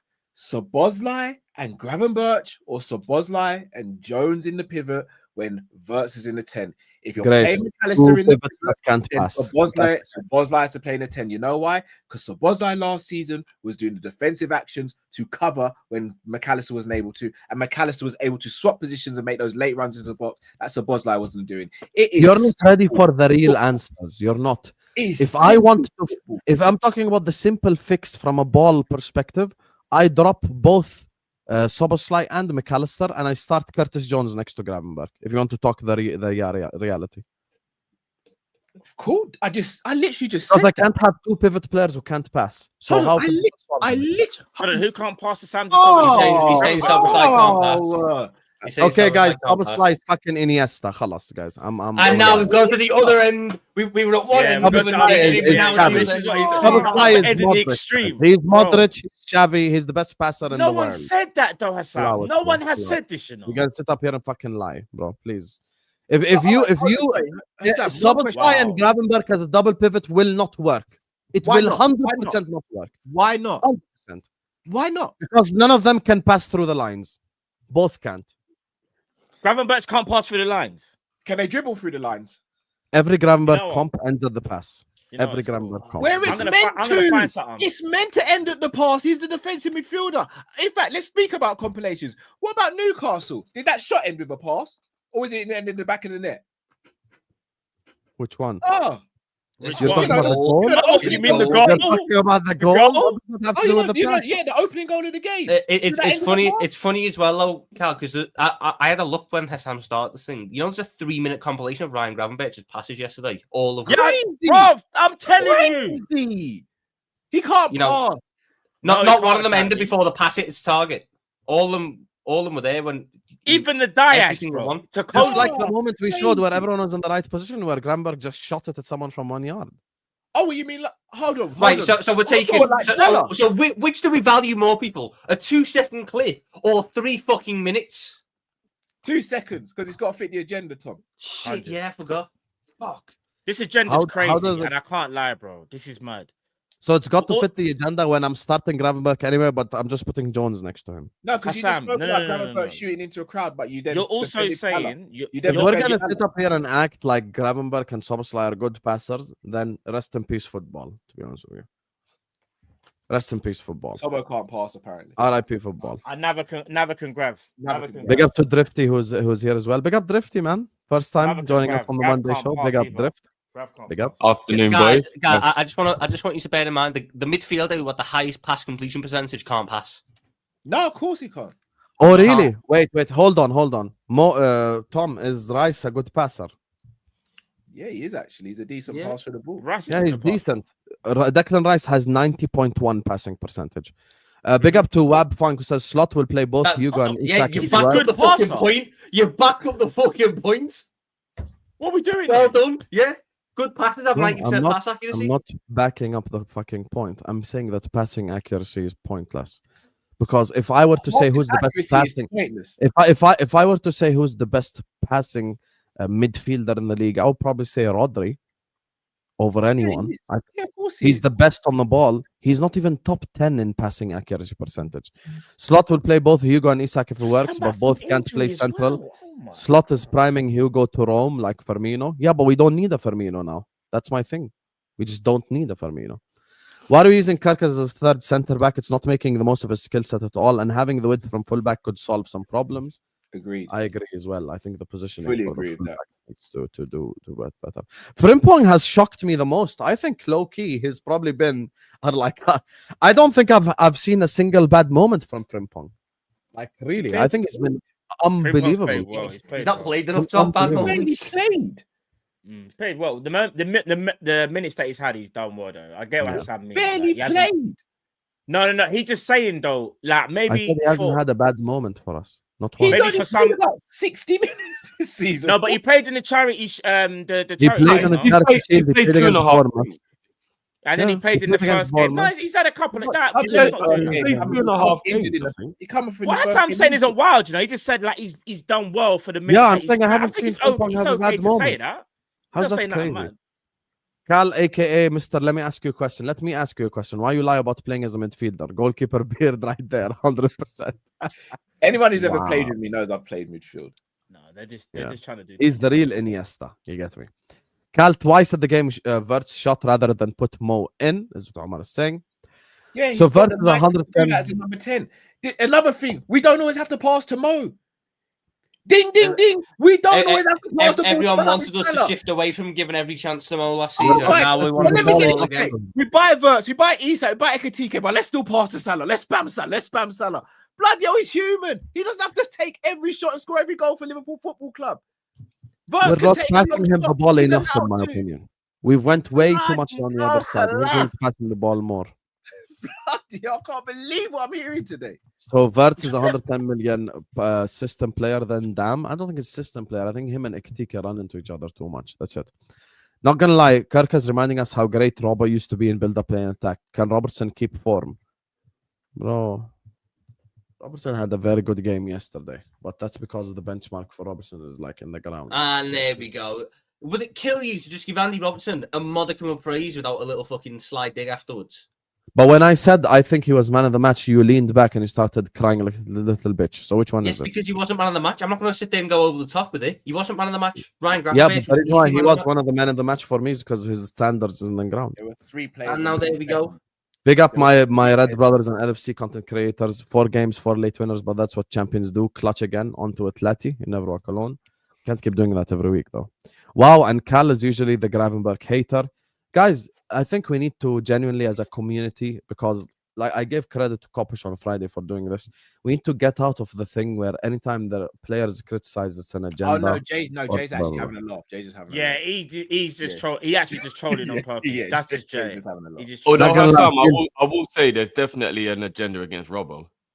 I don't care what anyone tells me. From who? Yeah, you can say And it's an it's agenda. A large portion of the fan base. I think he's What's been the asked agenda? for 3 years. What? Yeah, Not gonna lie. explain what the agenda is. It doesn't matter what he does now. He's a scapegoat. He can't be good. He needs to be gone. We should have sold him. There's definitely agenda against Robertson. We should have kept Simicast ahead of him. That's a lovely little one. 100%. 100%. And what's the percentage of the fan base who wanted to keep Simicast ahead of Robert? I'm one of them. About That 5 man, or that, 10%. that man right fucking there. About Yeah, 5 yeah. or 10%. Yeah, they're not many. Not many. There's no. I don't think agenda. there's a Robertson agenda. Look at the face of the people that are in the room when you praise Robertson. Just look. If you say anything good about Robertson, look at the face of everybody else in the room, and you can tell nobody wants to give Robbo any praise. I said he was man of the match, and Cal got 3 He man. said Hassam said he I was don't know man of why the you match. lot taking it personal, because I didn't say you guys. I just said in general. No. But But if you're we're answering your if question. you take it personal, that's on No, no, you. no, I'm no. just It's saying. not, no, because the Robertson comment makes no sense. Definitely has This an is what I was agenda gonna say. against him. The Look at the comment makes no person. Look at sense. the person in the room. So how can we look at the people in the chat? We can't see their faces. So what you just said just makes no sense. So you don't Think watch about it. other Liverpool content creators. You don't talk to people in real life about football. No. But why are we talking about others? We're literally speaking about Robertson right now. If you want to take yeah? it personal, then take it No, personal. it's not Guilty about conscience. personal. I'm just saying. You made a comment, so we're trying to There's respond. definitely an agenda against Robertson. What's the But if you agenda? made a comment, are the other people on, I on agree the, on with the other Dipsy. I YouTube think there's an channels gonna agenda respond? against Robertson. I What's agree. the agenda? What's the agenda? This is what I want to That understand. people don't think he's good anymore. They don't want to give him any praise, and he's the scapegoat now. How can he be the Liverpool scapegoat when always he have to barely have a played? scapegoat, and Robbo's one of them now. Hold That's on. what it is. How has he been the? Simple. How Which can he be the scapegoated scapegoat? Robbo Wait, since time out. when? I don't even understand this. How can he be the scapegoat when he's barely played this season? You lot are taking it personal, like I said it to you. If it's a guilty conscience, that's on you lot. No, but I He just kind is of a scapegoat. So for should we Liverpool just not Football answer? Club, Should we you just know. not respond to there's them? no Would that be point, there's better no then? point. Because You're if right, we have a you're right. conversation, it means that we're taking it personal. So should we just not respond then at all? So every time someone says something, everyone has to just address and have a big, massive No, conversation. because if about you're it. saying there's an agenda, the agenda means You came in and made a large statement, so we're there's just trying to like majority of the respond to fan your base. statement. and if you that's okay. disagree with But me, we can't then do that. disagree. But you're I know saying for a that there's a fact That don't large make no when sense, I'm- bro. when That don't I'm make having no conversations sense. with Is it people- the majority That of don't the make fan no base? sense. That don't make no sense. Who here Come has on, said make it anything make about sense, Robbo bro. playing bad yesterday? Who said anything about No Robbo one playing bad mentioned yesterday? anything about yesterday in general. There's been 4 games of the season. He's barely played any minutes. So how can It's it be not saying just we've so? about, spoken it's not about just it. No about one. this season. So No, what's it's not Hi, just Tom. about this season. What? He was poor last season. There's no agenda against No, last he season. wasn't. He was average, and he had good games, and no one wanted to give him praise for the good We're just games. gonna let this keep going. It's He fine. wasn't poor last season. No, he was Anyway, average. guys. He wasn't poor. He was average. He Guys, wasn't Robertson poor. had Yeah, a good he had game some poor games, yesterday. but he There's also no had need some for us good to games. have this. Bro, yeah, Robertson there's had a good game yesterday. I don't know why Jay's talking about last season because we moved on from last season. We're talking about this season. There's been 4 We did. games, right? So did. what the whole point of that statement was, if you're gonna say now it's about last season, So we just and it forget don't make about what was. sense. So we just forget about what was said 4, 5, 6, 7 games ago about somebody, because there's other players that people don't do that with, by the way. So let's not do that. What are we talking about last season or this season? I'm confused. We're what this is talking about. about I'm in really general confused. as a Liverpool player over a certain period of time. If we're going to talk about people in form, who's good, who's bad, who's having a good season, who's not, we don't just go back 1 game. We go back 10 games, 20 games. So when we're talking about an 20 agenda games? or unfair criticism against a player, let's go back as far as you lot want. Robertson has been getting unfair criticism and over-the-top scapegoating for about 18 months. If he has a bad game, fair enough. But when he has a good game, no one wants to give him credit. If he's in the starting lineup, everybody crashes out. So why is Robbo playing? Oh my days! Why did you want If you lot want to deny it or don't see it, that's fine. Why did you want I'm telling you, it is there. Why did you want a new You lot left back? don't want to accept it. That's Why on did you lot. want a new left back? Because Robbo's getting old and he's been ran into the ground, but it doesn't mean he's crap. It doesn't mean he should be sold. It doesn't mean he can't contribute. It doesn't mean he's a fault whenever we lose the game. Is Salah old and has Salah been getting run into the ground? Is Virgil old and has Virgil that's been why we getting run need into the cover ground? for Salah as well. Cover's different from wanting him replaced in the starting 11. Did you want Robbo replaced in the starting 11? Yes or no?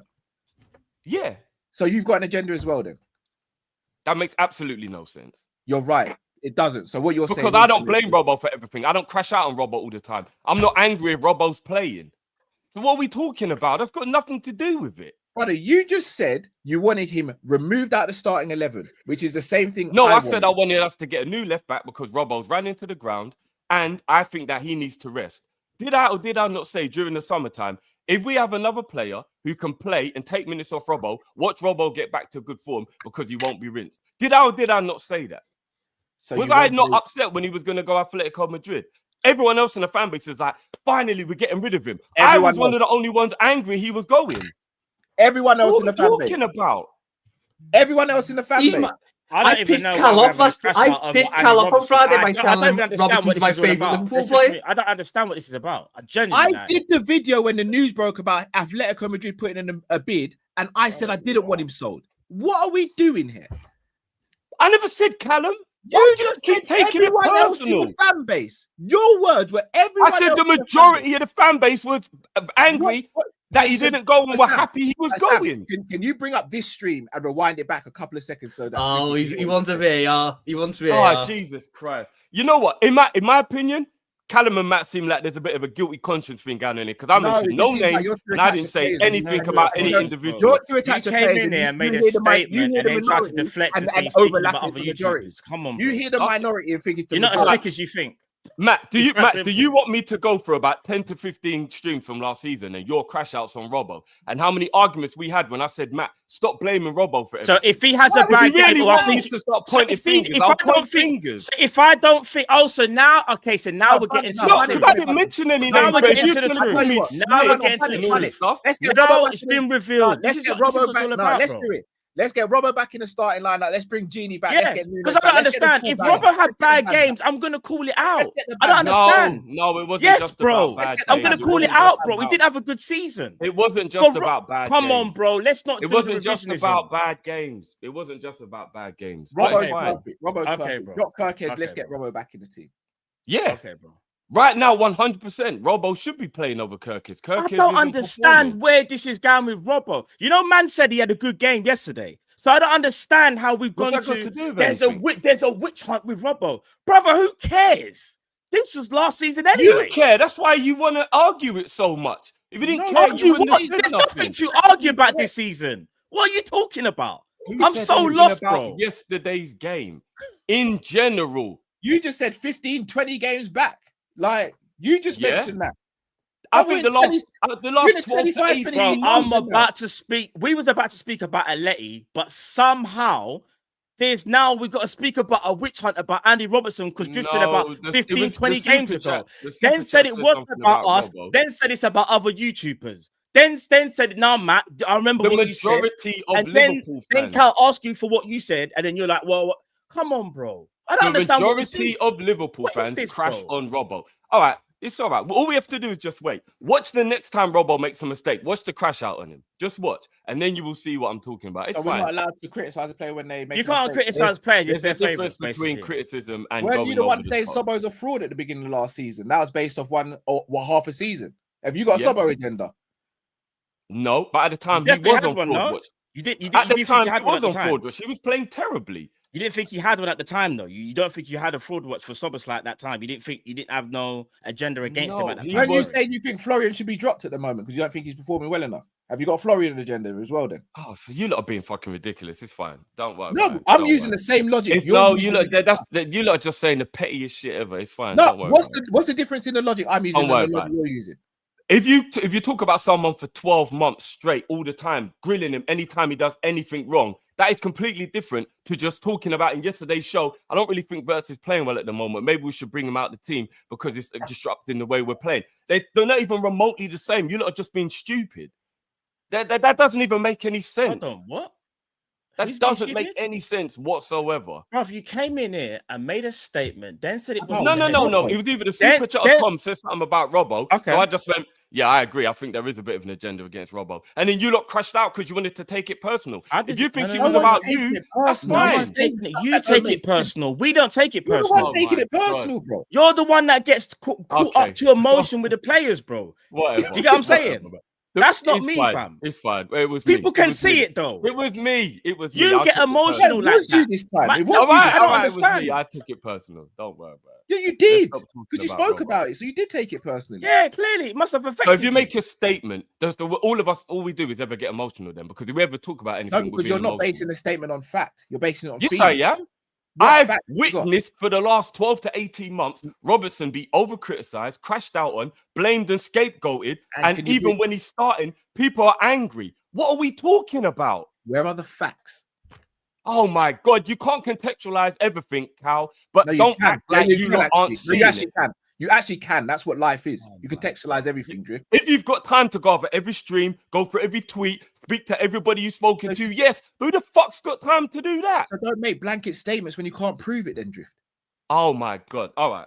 No, it's as real as that. Don't make a blanket statement. We might as well just stop doing this then, because everything people talk about. No, it's like me saying memory of what they remember people saying.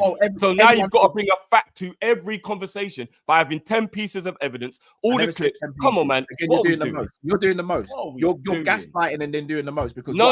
You said I can't make a blanket statement, but it's not a blanket statement. If I was a blanket statement, you said that when Robbo wanted to leave, I was upset, but everyone else in the fan base wanted him to go. Those were your words. Is that not a blanket statement?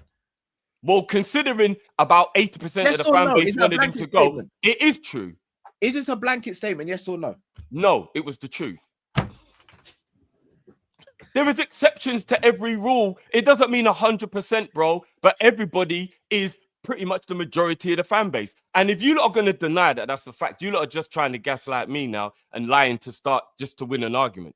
Everybody was happy Robbo was going and was upset that he was staying. And if you lot want to deny that, that's fine. I witnessed it. I was there. I don't need evidence. I was there. But keep going. It's fine. You're right. We're all wrong. I don't know why people are taking it personal. Like I said, names. It is what it is. We're watching Team Cobbish. listen, now you're tuning in. It's the main crib back again. Working LFC till the end, so go on, tell a friend. If they rock and red, they're 10 champions. We the best, we come again. Cup is clean up in every region. Elevation in every season. Cal dropping all the fast match, dropping real rap. And Drifty go on, telling this is that, this is that. Big up to you guys, man. That was a fantastic argument. Cal has a Dutch agenda, except Virgil, by the way. He does. I realize he hates Dutch people as well. Mo was going to be 1-1 with the goal. For fuck's sake, Cal. Different is what... let's always just pass to Mo. Yes. May the real Mo Salah please stand up. I hope so. Husam positivity has taken a hit today. This is back to the old Husam praise Salah and Virgil and hate on everyone else. I'm not hating on everyone else. I'm not praising Salah and Virgil. I praised Robertson. That's not the old Husam. Old Husam doesn't praise Robertson. It's crazy. I escaped because everything Drifty says applies to me. Big up Thomas says so many dead, unlogical shots when pass is the option. Sometimes a team needs an old head in defense. This is true. And he came on and he was great, to be honest with you. Respectfully, Robertson was doo-doo last season. I agree. Drifty came on with a serious Semtex. This is true. If you play Call of Duty, it was definitely a Semtex because it just stuck and it exploded. You get me? So, big up to Ash says, Drifty joined the stream like Bucky Barnes and now it's Avengers Civil War. Tom and Husam, pick your side. On the 11 debate, there is no wrong answer, really. We need to rotate more and plenty of games for all. I don't know if I want to pick a side. I feel like I just anger people if I do. All I'm saying is I agree with Drifty. From now on, I just agree with him. Let's go, guys. I'm on Drifty's side. You get me? I don't want to be on the wrong part of history. I'm Team Drifty. Hashtag Team Drifty in the chat. Let's go. I'm with him. You get me? I think Robertson does get scapegoated. Robertson ain't that bad. People are just lying on Robertson's name. He's been scapegoated for the last 12 months. People are crashing out. The likes of Matt come here after every stream and cook Robertson, even if Robertson had a good game. That's what I'm saying. Guys, I've missed you all. I love you all. I love you all as well, Khadir. Appreciate you, brother. I appreciate you guys. Anyway, like, sub, chat, and subscribe to the channel. All the links are in the description as well. You get me? Can we look forward to Atletico, please? I wanna preview that game a little bit. So, guys, do we think Robertson's going to start against Atletico Madrid? He should. I was about to ask that question, bro. You guys are just such an asshole. He should start though. He should. He played well. He played well in it. So why not start him? Best left back in the world. Start. We should start him. He played well. Hassan, in fact, no. Hassan, you said, to quote you, I believe he was man of the match. Why are you guys being so petty? Why? I'm not being petty, bro. You're being so petty. I said what you said in the post match? Not what I said. I said he had a good game. You said he was man of the match. From yesterday. I'm not being butthurt. I'm just saying, he's best left back in the world.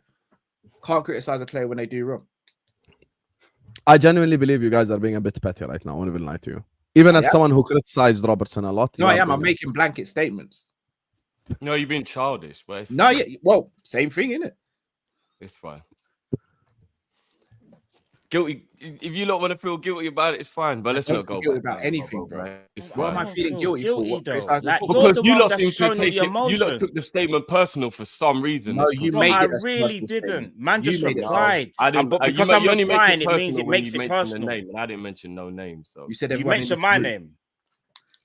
Yeah, when you said that when you said I thought I was slick, so you took a shot at me. So I took a shot back. You came in. I would never ever. You came in. You came in taking said shots. Something. And then all I did, you actually want to rewind and see you not crack out. I think we should rewind. And you should remember how you stepped into the room. Because man will correct it. You need to remember how you stepped into the room. It's that simple. I just said, yeah, Tom's right. You stepped into the room and you said something. And I responded. And said, oh, well, I thought, what kind of statement is that? And then you're like, oh, don't take it personal. I said, I'm not taking it personal. I'm just responding to something that you said. Then you're like, no, bro. Listen, if you got a good, I said, I ain't got a guilty conscience, bro. I'm just responding. Am I not allowed to respond? Then you said, literally, Matt, I wasn't even talking about you guys. Aren't there other YouTubers? And I said, oh, fair. What? So I can't respond to your question. That's all it was, you know. All right. So what? I can't respond. I can't speak. You can't respond. What are we doing here? Who said that? What you got mighty angry about it. Did you see me get angry, bro? Yes. I promise you, you had the name popping out your vein, bro. I promise you, I didn't once get angry. All right, I was more me. confused Right, where this was going, bro. I was like, where's this agenda starting from? Okay. I was baffled. Right. Go watch it back. I was more baffled. Yeah, No, the okay, people will man. tell you.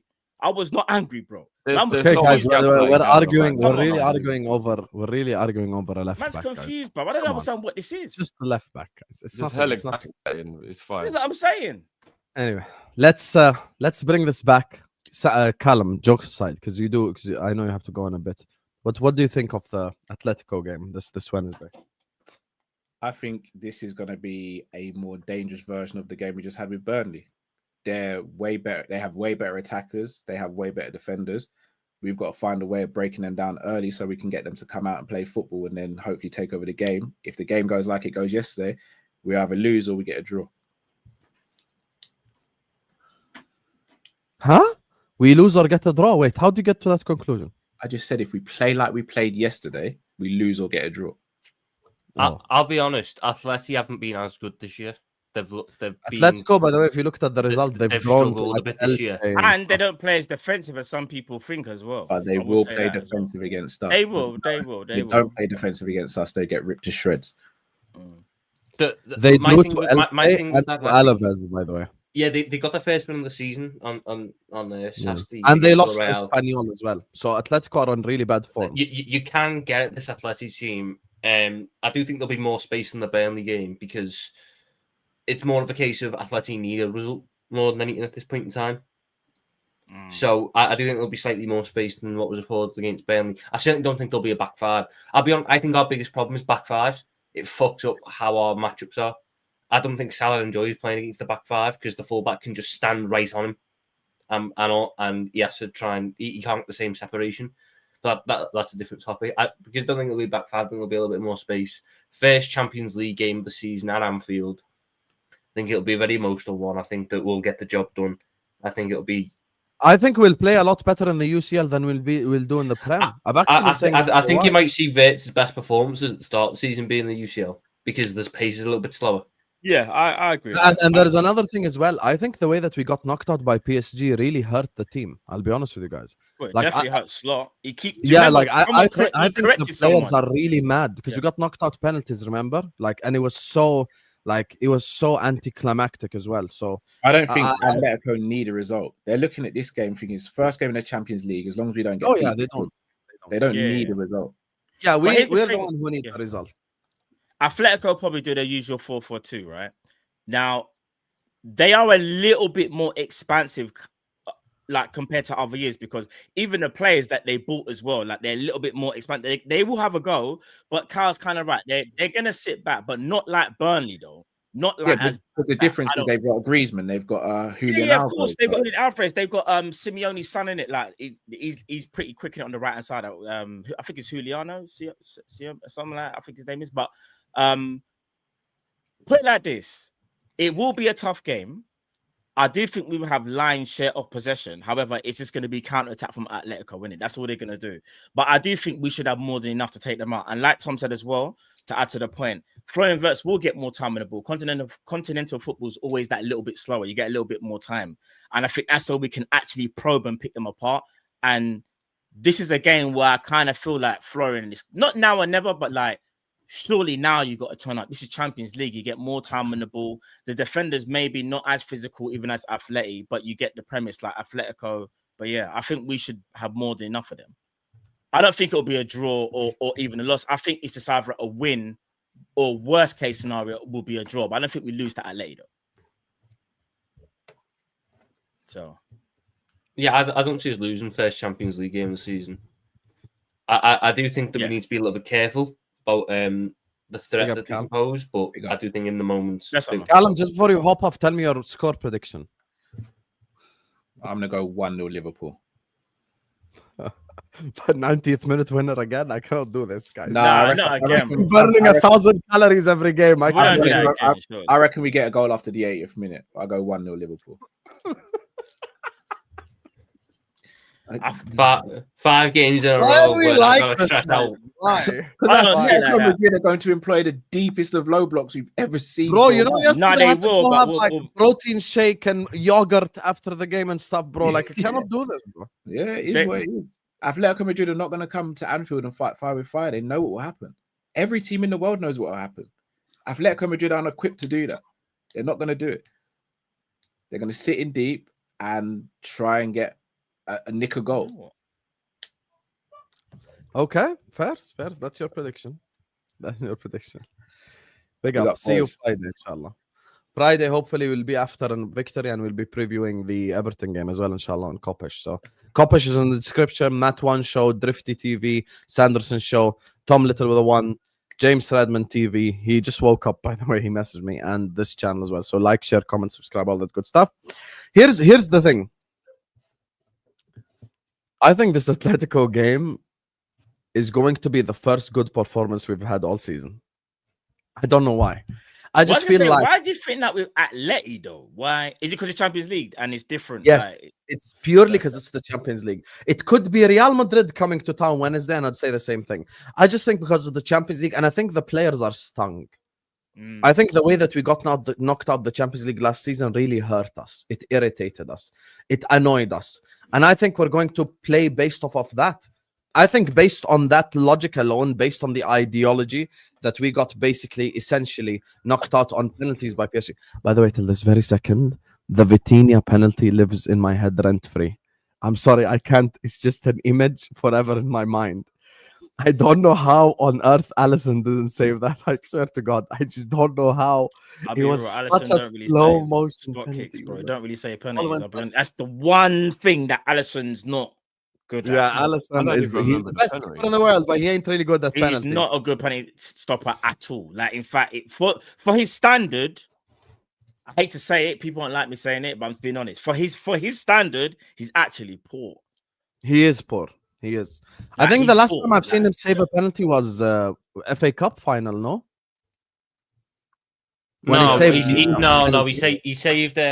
he saved some Kind of after thing. that. He saved one against Bowen against West Ham in 22-23. He saved one against Napoli in the 4-1 loss. You can see the one that game. He saved one in that game. I'm sorry, that game was erased from my memory. Tom. Listen, Have we got any after that? I haven't been watching La Liga this season, so Don't I just think had a so. quick look. Atleti are actually performing really poorly at the moment. Yeah. They've only Yeah, they are, won yeah. one game so far this season, Yeah. and they're 11th in the table. that's Yeah. what I'm saying. They're not playing They won the defensive. first as game people think they are. literally 2 days ago. First game. Yeah, win. Villarreal's their first win of the season. Yeah. They even lost the game where I think Alvarez scored the free kick, and then the other team came back, I think, and beat them, if I'm not mistaken, or they drew that game. But the point is, they're nowhere near as like defensively solid how they have been over the last couple of years. That's why I feel like they could be definitely got at this year. They're going to try and sit back a little bit and counter, but we will be able to break them down a lot easier than we would have over the years when we had Jurgen Klopp. Because then times there, they were a defensive they were defensive maniacs, bro. Like, they just parked the bus and you struggle to get any space between the lines. They're not as good as like that anymore, in my opinion. And you got to look at their centre backs, bro. One of their centre backs is Clement Longley that used to play for the Spurs guy. Yeah. bro, he is And they got trash. Lenormand as well. Yeah, bro, their centre backs, yeah, this is what I'm saying. It's more their system. They than don't their even have players. like Miranda and Godin anymore. You Yeah, know, bro, like, bro, they got- remember Godin? Like, Yes, Godin was like, bro, was a problem. And he Jimenez. was a problem. I don't know if Jimenez is still there. Hasn't Simeone been wanting to play a more attacking style for the last 12 months? Like, he's kind of changed it up a little bit. Yeah, but not at the expense of them losing that defensive solidity, though. But I think it's got more to do with the players. Like we said, with like Godin, Jimenez, yeah, like Miranda, like they don't really have now that outstanding centre back. Do you know who should have went there? And I'm surprised he stayed. And I thought he was gonna I think he's gonna end up going there one day. Is Romero? Christian Romero is an Atletico Madrid centre back. I've been saying it for time. He's the centre back they should have tried to get, and I think they kind of spoke in the summer, but never really got a deal close or anything. But I think he wanted to stay because Thomas Frank's the new manager. Maybe he wanted to give Tottenham one more year. potentially. No, he got given captaincy, didn't he? Oh yeah, that How as well. long? I mean, remember Argentinian as well, and Argentinian, the coach is Argentinian. You can just see Romero ending up there at some point, in my opinion. Yeah, he can. He might. Mm. He might. Julian is just saying in the chat that Alvarez was subbed off with an injury concern, so that means they might not even have their Oh, best. I didn't even know that. I don't even know that.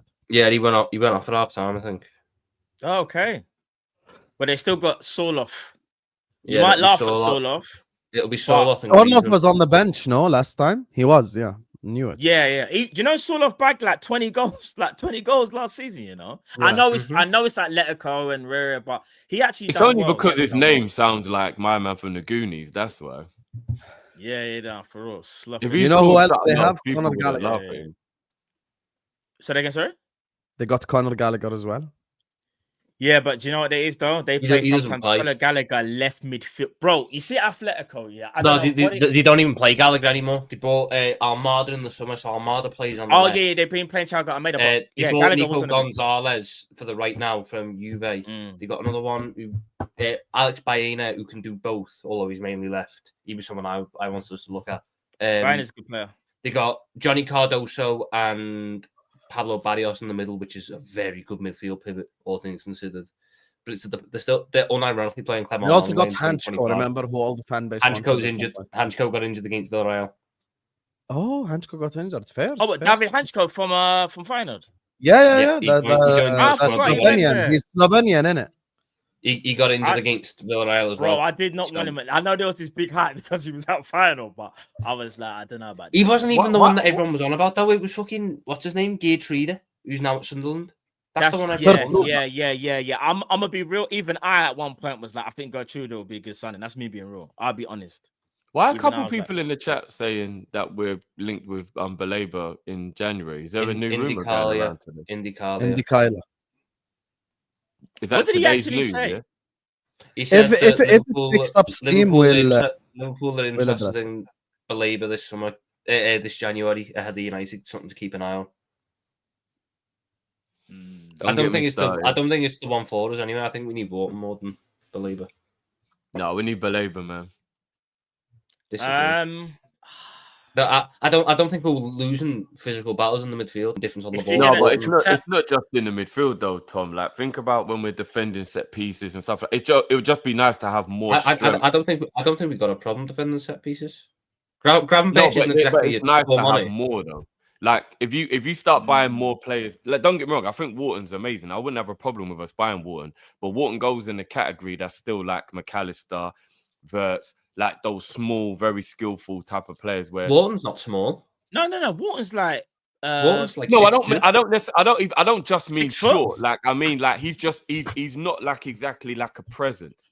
Like, it'll be nice to have another player who's a presence in. I think Wharton would be a better signing for us, though. Yeah, I think Wharton is very. Here's the thing. Baleba would have been amazing, like a Klopp ball, you know. I have no issue with us buying Wharton. Absolutely no issue. But Wharton is still there are still similarities with Wirtz and McAllister and Gravenberch with Wharton. Whereas I like the fact Baleba's just different. I just want somebody in the team now that's just different. We need more nice intricate passing and like let's just in a way, yes. Baleba can pass as well. So in a way that we need more, because the better we get, the more teams and the more games are going to be like that Burnley one that we just played, where teams are trying to sit back and absorb as much. In that game, respectfully, Belabor does fuck all for us, because it wasn't like we were struggling in transition anyway. Belabor will be really good at stopping the two transitions that they had, which we stopped anyway. What does Wharton do, though? Because you can't have too many cooks, they'll spoil the broth. Like, you can't have all people on the pitch that are good passing. But Wharton's passing can break down a team, though. Wharton can get the ball out wide. But Wharton does it from a different position. So by the time more of a quarterback role. But that doesn't work against low block, Tom. A quarterback doesn't work against a low block. How does that work? It does, because low blocks don't start. Low blocks don't start and end every single attack on the edge of their box. But we've got McAllister and Wirtz who can do what Wharton can do. No, because they don't. No, because they're not getting the ball in those positions. So Wharton has the passing range to play any pass to anyone. Wharton is one of the best passers in the Premier League. So what you could do is we could get McAllister and Wirtz. No, Wharton's a better passer than McAllister. Promise you. He's not a better footballer. He's a better passer. He's a better passer. He's got a better passing range. Getting a bit too excited. He's got a better passing range. Wharton can pick the ball up from the centre backs, and you know what our biggest problem is? We don't get the ball forwards quick enough. We've done it once against Burnley, where Gravenberch picked it up, played it over the top of the defence. Ekitike ran in behind.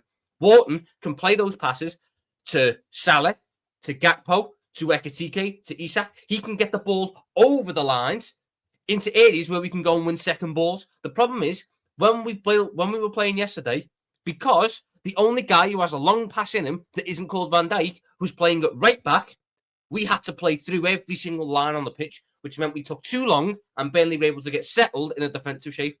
Wharton is a lot quicker and a lot more direct with his passing and a lot more, not risky, but that's not how better Slot wants to play. risky pass. No, that still isn't like Slot doesn't want to do the long ball, Tom. We've done the long ball almost last season. No, Trent did the long ball, but that's because you can't stop Trent. He's just addicted to it. It wasn't the game plan. You can because like that. No, Drifter, you can, because if Arnie Slot really didn't want what was happening at right back, he wouldn't play Trent. He would have played Bradley. No, we won't go that far, but I'm sure there are plenty of times when he'll be like, Trent, you gave the possession away, mate. Like, calm down a bit. Obviously, we don't know the ins and outs, but that's just Trent being Trent. No one else. Okay, if all four of you had the choice, would you choose Wharton or Baleba? Wharton. Baleba for me. Wharton. Maybe Wharton. Only because I feel like if we're trying to break teams down and there is a low block, you'd rather Wharton than Baleba. If you're worried about defensive transitions where we can get caught out, then obviously you want to Baleba. But I'm just going to say we're Liverpool and there's going to be more times when we're on the front foot and we're trying to break teams down in the Prem and we need that more intricate passing. I think Baleba's a good passer, but he's not as crisp a passer as Wharton. Like, Wharton is a better passer. But I think Baleba offers you something better off the ball than Wharton does, because Baleba can cover ground. He's faster, I'd say he's stronger and more combative as well. I'm not saying Wharton ain't combative, but I just think if you really want to up the ante and try and get more cooks in the kitchen, then you go for Adam Wharton. I agree. I take Wharton at Liverpool, I'll be honest with you. And the reason being is, you see how Burnley played? We're going to face that team way more than we're going to face a team that's more expansive, that will actually have a go, like a la Man City. There's not many teams in Europe, let alone the Prem, that want to go toe-to-toe with Liverpool. Remember, they always try to slow us down because they're so worried that if we get cooking, we can't be stopped. Now, of all these players that we have, and we're not even playing well.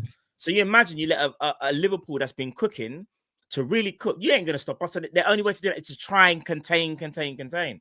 So if you're gonna come up against containment, you need Adam Wharton, bro, because you need to break down defenses. And just last thing I'm gonna say, that this goes to what you and Jiff was talking about. I understand what Jiff's saying in terms of like Trent was just like spamming, like not spamming, but like obviously he's amazing at it, so he can spam it. But because it works so much, like Slot didn't mind. Adam Wharton can kind of do that, not necessarily the same level, but can kind of do that. And I think Slot would appreciate that, knowing that it hasn't always got to be a build-up. Because if Wharton gets the ball and pivots and he sees Salah, he can just play that ball over the top straight away, rather than it having to be Virgil, where like we're playing a bit of build-up and then we're waiting for Virgil to pick out that diag. Wharton can do that straight away. But that's one thing I will can say. do that. McAllister doesn't have a diag in him.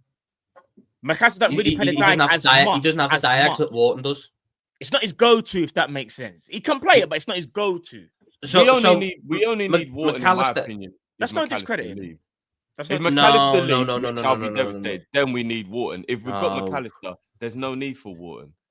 Because what you have with McAllister, again, McAllister's very good, but McAllister is better when he's not having to operate deep. What we need is someone who can sit deep and still play these passes.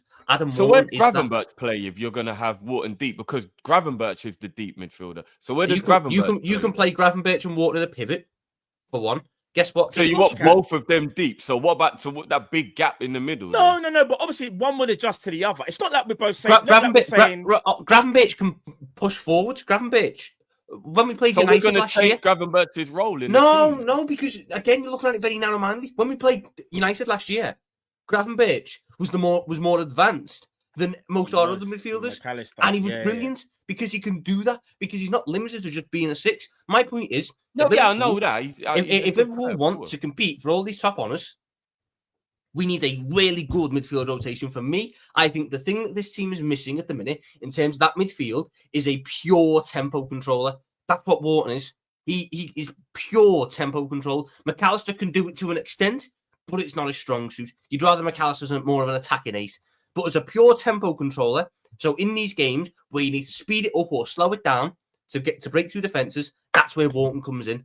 And for me, you can have Wharton alongside the Gravenberch, alongside the McAllister, alongside the Szoboszlai, alongside the virtual midfield unit, and you can rotate them based on the opposition, and it'll be fine. Because guess what?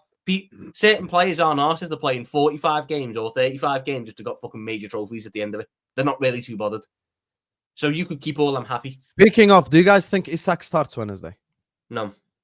He won't start. No, Or does he come on the second 45 minutes? I don't even think they give him 45. I think they give him 30. Yeah, I think 30 as well. I know Slot said he could do 45, but I think they'll give him 30 so they can have him I'll be available. surprised if he gets more than 20. I'll say, yeah, I'm gonna say 30 as well, because I think Ekatike, as we know, Slot doesn't like to play Ekatike full 90.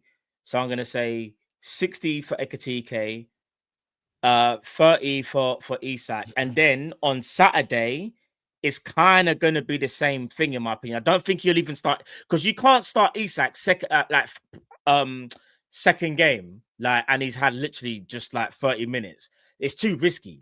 Remember, he's had an issue with his groin and whatnot in the past with Newcastle. You don't want to make that mistake. And Slot said it best. We didn't buy him for 6 games, but we bought him for 6 years. So it's about being smart. I know there's a lot of pressure, probably from outside, even from within, from maybe even players and coaches saying, "No, we should just play him, man. He's ready. Look at him in training." But let's not do that, because do you know the worst thing that can happen?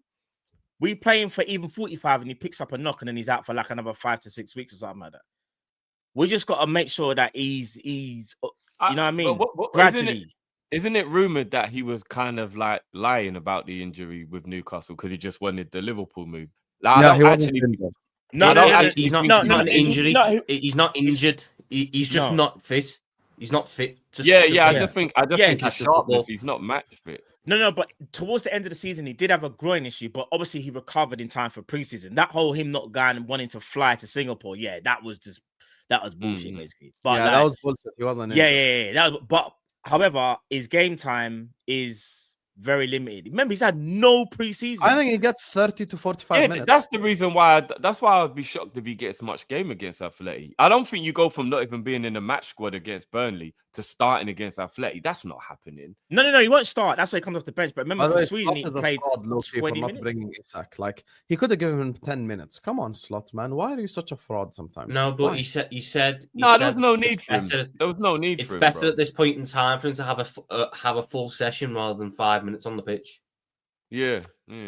Why are you like this? Beneficial to him.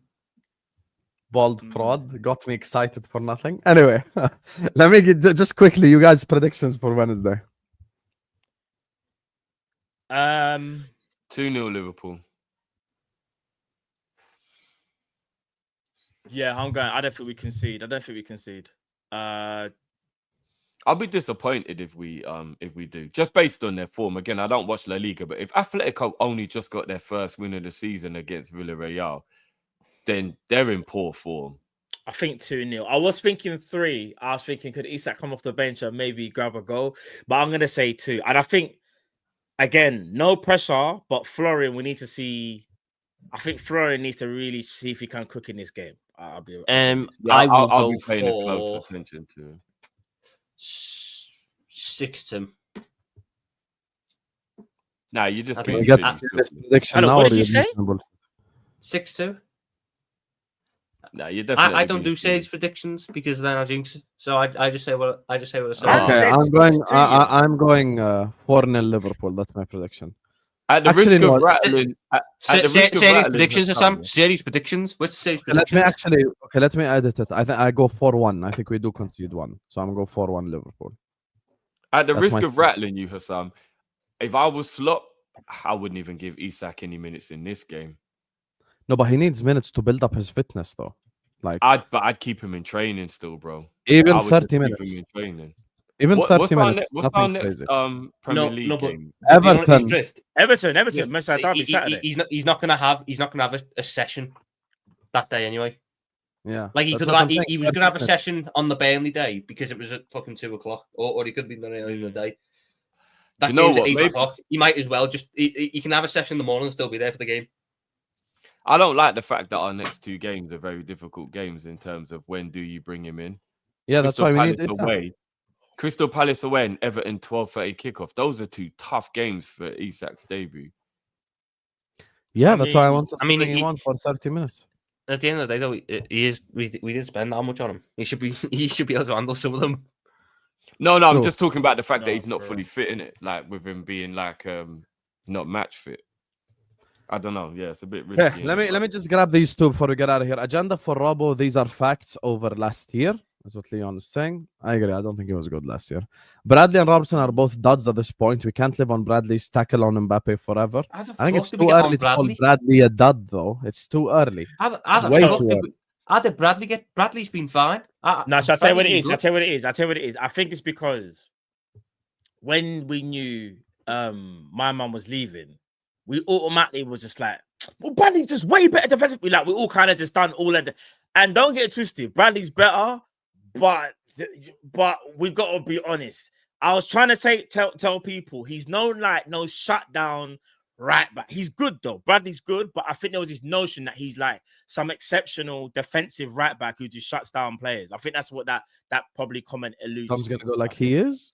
He's Big up just to you. better think than that's what it Trent is. defensively, isn't it? Yeah, exactly. Just better than Trent. I agree. Yeah, he's better than Trent. What part of Well, yesterday's I think goal- you're going too far, but he's a good player. He's a good player, but I prefer Frimpong still at this moment in time. No. Play the camera No, clip of Bradley's a yeah. better right back. Unfortunately, I don't have the camera clip, and that will not be played on this channel. You get me? Because you get me? If my mom passed by the room, she won't believe I'm doing football content. Anyway, big up to all of you guys. Please hit the like button. Subscribe to the channel if you're ready to do so. Tom Little with one on YouTube, Insta, Twitter, the works. Matt Kopish is not actually his channel. Matt One Show is his channel. It's in the description. Indeed, it is, man. Lifty TV is in the description. Sanderson Show is in the description. And Kopish. Welcome to Kopish Collabs. Friday we'll be back, inshallah. Is also in the description. And subscribe to James Redmond TV too. You get me? He just fell asleep. Little fraud. And don't ever disrespect Conor Bradley because he streams with us every Monday and Friday.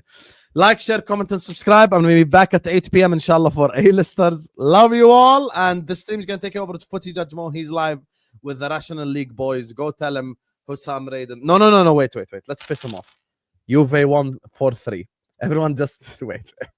Everyone just please spam this. He's been chatting shit about Liverpool all season. I want every single one of you just copy paste this. Spam 4-3 Juve in his chat. Make his veins pop. You get me? That's what I'll be doing as well. Love you all. And yeah, see you guys later, man. Peace.